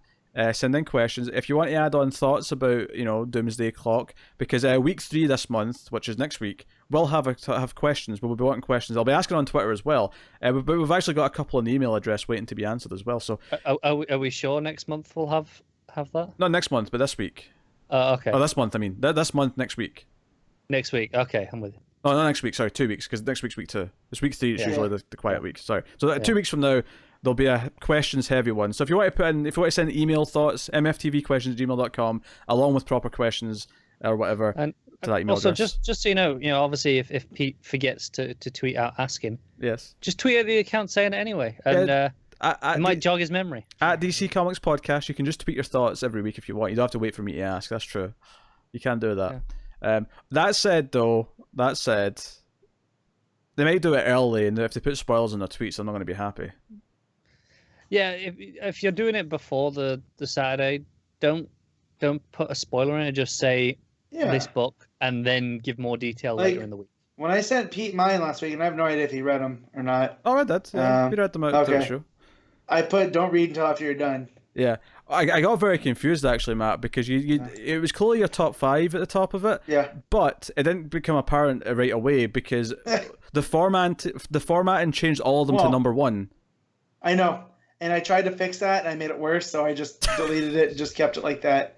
Because when you go from the Notes app on the iPhone, apparently to the email, they all become number 1. Yeah, there was some deducing happening over the course of the Yeah. episode before we realised that was indeed your top 5. Yeah, no, but then I also put the numbers. That's why I put the ratings next to them, too. Yeah. Oh. Yeah. So anyway, we'll see what's coming next week then. Let's see how big next week is. So we have Batman 78, of course, new Batman issue. We have Batman The Outsiders number 5. That's coming out. Batman Universe number 3, that's the third of the Bendis reprints from the Walmart specials. Catwoman 15 is out, although none of us will be talking about that, I don't think. We have Detective Comics 1011, which also we won't be talking about, but that is out. Event Leviathan number 4, so me and Matt are looking forward to that. The Flash 78 is out. Oh, we have issue 1 of Gotham City Monsters. Out of 6, which I didn't realize that was a mini. Oh, I think we knew that was a mini. Yeah, I think we did. Well, maybe you guys did, but I was not paying attention. Well, So, that is not surprising. yeah. Yeah, that's just a surprise in the least. Hawkman 16's out next week. We have Justice League Odyssey 13, which we won't be covering.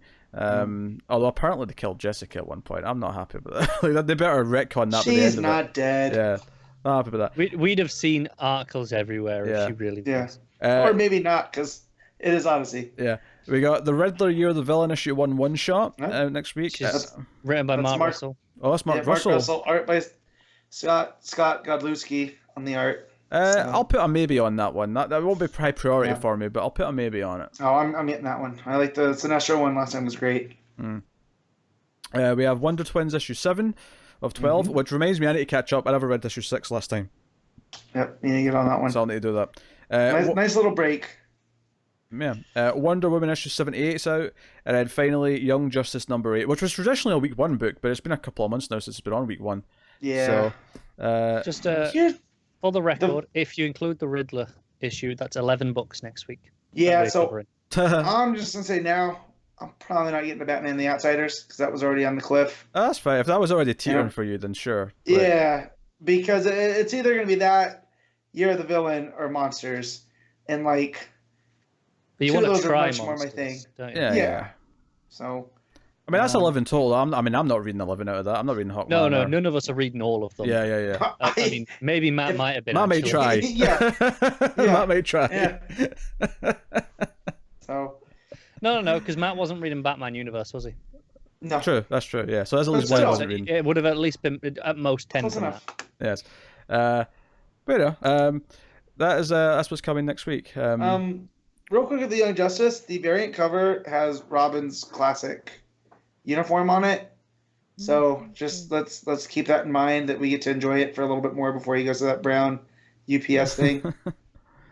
It just that cover looks real good. All right, that's what's coming next week. I have 10. I can see Batman Universe, much like Superman Up in the Sky this week, falling for me, but we'll see. Yeah, even 9's still a healthy amount. Yeah. But I'm actually quite liking Outsiders, so I'm going to stick with that. You get me talking about that next week at least. So that's what's coming next week. This has been episode 171 of Comics from the Multiverse, which leads us to the part where we just plug some stuff. Obviously, I did mention Patreon earlier, but I'll just reiterate it briefly here. Patreon.com/MailFuzzTV if you want to support everything we do. Not only just Comics from the Multiverse, but everything we do, movie reviews, TV reviews, all the different podcasts. You can support everything for as little as $1 per month. Guys on Twitter at DC Comics Podcast, of course. Check out other content that we do produce. Me and Connor do a lot of TV stuff, and we just started doing movie stuff on 121 in Flux again, which is back to a weekly format. And Yes, it was on hiatus over the summer. yes, the first episode back just came back this week for patrons, because it goes up early on Patreon, and that was a top 10 trilogies video / episode of a podcast. So You can find that should you wish. You could also check out our movie podcast, Screams After Midnight's the horror movie podcast that I do with Tim, and then The Ace is the sci-fi movie podcast that I do with Tara, and those are both pretty fun, so check out those. And we mentioned Tim so often on this that you should probably go check out what Tim's like. and maybe check out some Goatman comics. Check out some Goatman comics, because he does produce a comic book called Goatman. So he's working on issue 2 of a 2-issue mini that he's doing this year. Issue 1's already out. And I think he said that he'd submitted it to Comixology, so hopefully soon you'll be able to just get it digitally if you don't want to mess around with messaging them and get them to post it to you. But that's episode 171 of the show. I am very hungry, so I'm going to go get some food. Maybe a little bit of the bubbly as well, if the mood strikes. Which is a complete lie. I don't drink alcohol. I never have. But I have a bottle in the fridge. But I like that joke. Well, of course you do, because you have a problem. Yes. Well, that's a gift. This is why Connor can't quote that joke, even though he doesn't know what it is, because under no circumstance is he having just a little bit of the bubbly. To be fair, you've seen Jericho lately. I don't think he is either. That's true. Joe, to be fair, if we're actually talking about bubbly, I'll only have a little bit. My favourite part of that whole thing, though, where he did that little video in his swimming pool, or it was a hot tub. He's sitting there. He pours himself some bubbly. He's like, a little bit of the bubbly, and then after he pours it, he puts the glass down and then drinks from the bottle. It's just a nice little touch that just makes it so much funnier. He is the GOAT. Like, there's Chris Jericho and then everybody else. Yes. This dude's had like a 27-year career, so and he's still relevant. It's not like I don't think I could point out who he was if he showed me a picture. Joe's so great about it is in that video he said he was launching a worldwide investigation to find the title belt that had been stolen, and then the next day the police found it. And then he released another video. Credit. Yeah, said, "See, one day after launching a worldwide investigation, I have found my title belt." Have you seen MacGruber, Connor? No. Okay, well he's in MacGruber. He has a cameo. Pete, have you seen MacGruber? I have not. No. Oh, guys, harass Pete to see MacGruber. What? No. They took a 30, maybe 45-second bit from SNL and did a 90-minute movie, and it's glorious. Yes. For the record, I do owe one Patreon issue of X-Men, which I was going to do this week, but I didn't even finish the other books that I had planned, so it was never going to happen. That'll probably happen in 2 weeks. Probably have to double up, yeah. Well, no, I'll have to double up because I don't have any more to do after this. It's the last one. Okay. So on week 3 then. I'll do that on week 3 because there's going to be less books then. Because week 2, as we just pointed out, is pretty stacked. So I mean, don't get me wrong. If every week is busy and I have 4 Patreon books because that's the limit that I can have it at one time, You'll find a way. Yeah, I'll do one a week because I have to. But given that I can move it around just now to when it's quieter, I'll do that. Yeah. So that has been episode 171 of Comics from the Multiverse. We'll see you next week for 172, which we're getting closer and closer to Matt's weight, and when we hit it, we'll have a party. I'm going to have to get down now to below this now just to prove you wrong. It's going to be hard, but Spite's a hell of a motivation.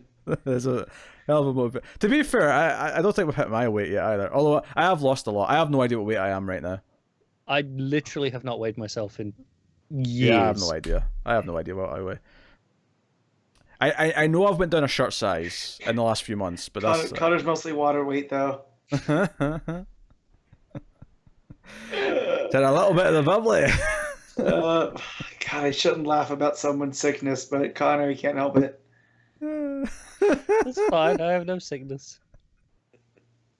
You tell yourself. Oh dear! All right, I have not had a drink today. That has been the episode. Yes, but the point is, if I had a problem, I would be feeling like, oh, I really need a drink. Do you know what? I almost thought I was going to say, I've not had a drink this hour.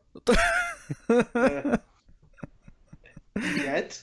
To be fair, yesterday the only thing I had was for the gag on the TV news video.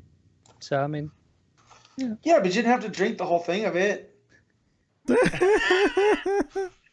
All right, that has been episode 171. We will see you next week for 172. Look forward to more comics and shenanigans. Hopefully you had fun with this episode. We'll see you next time. Keep reading DC Comics and never get lost in the Speed Force.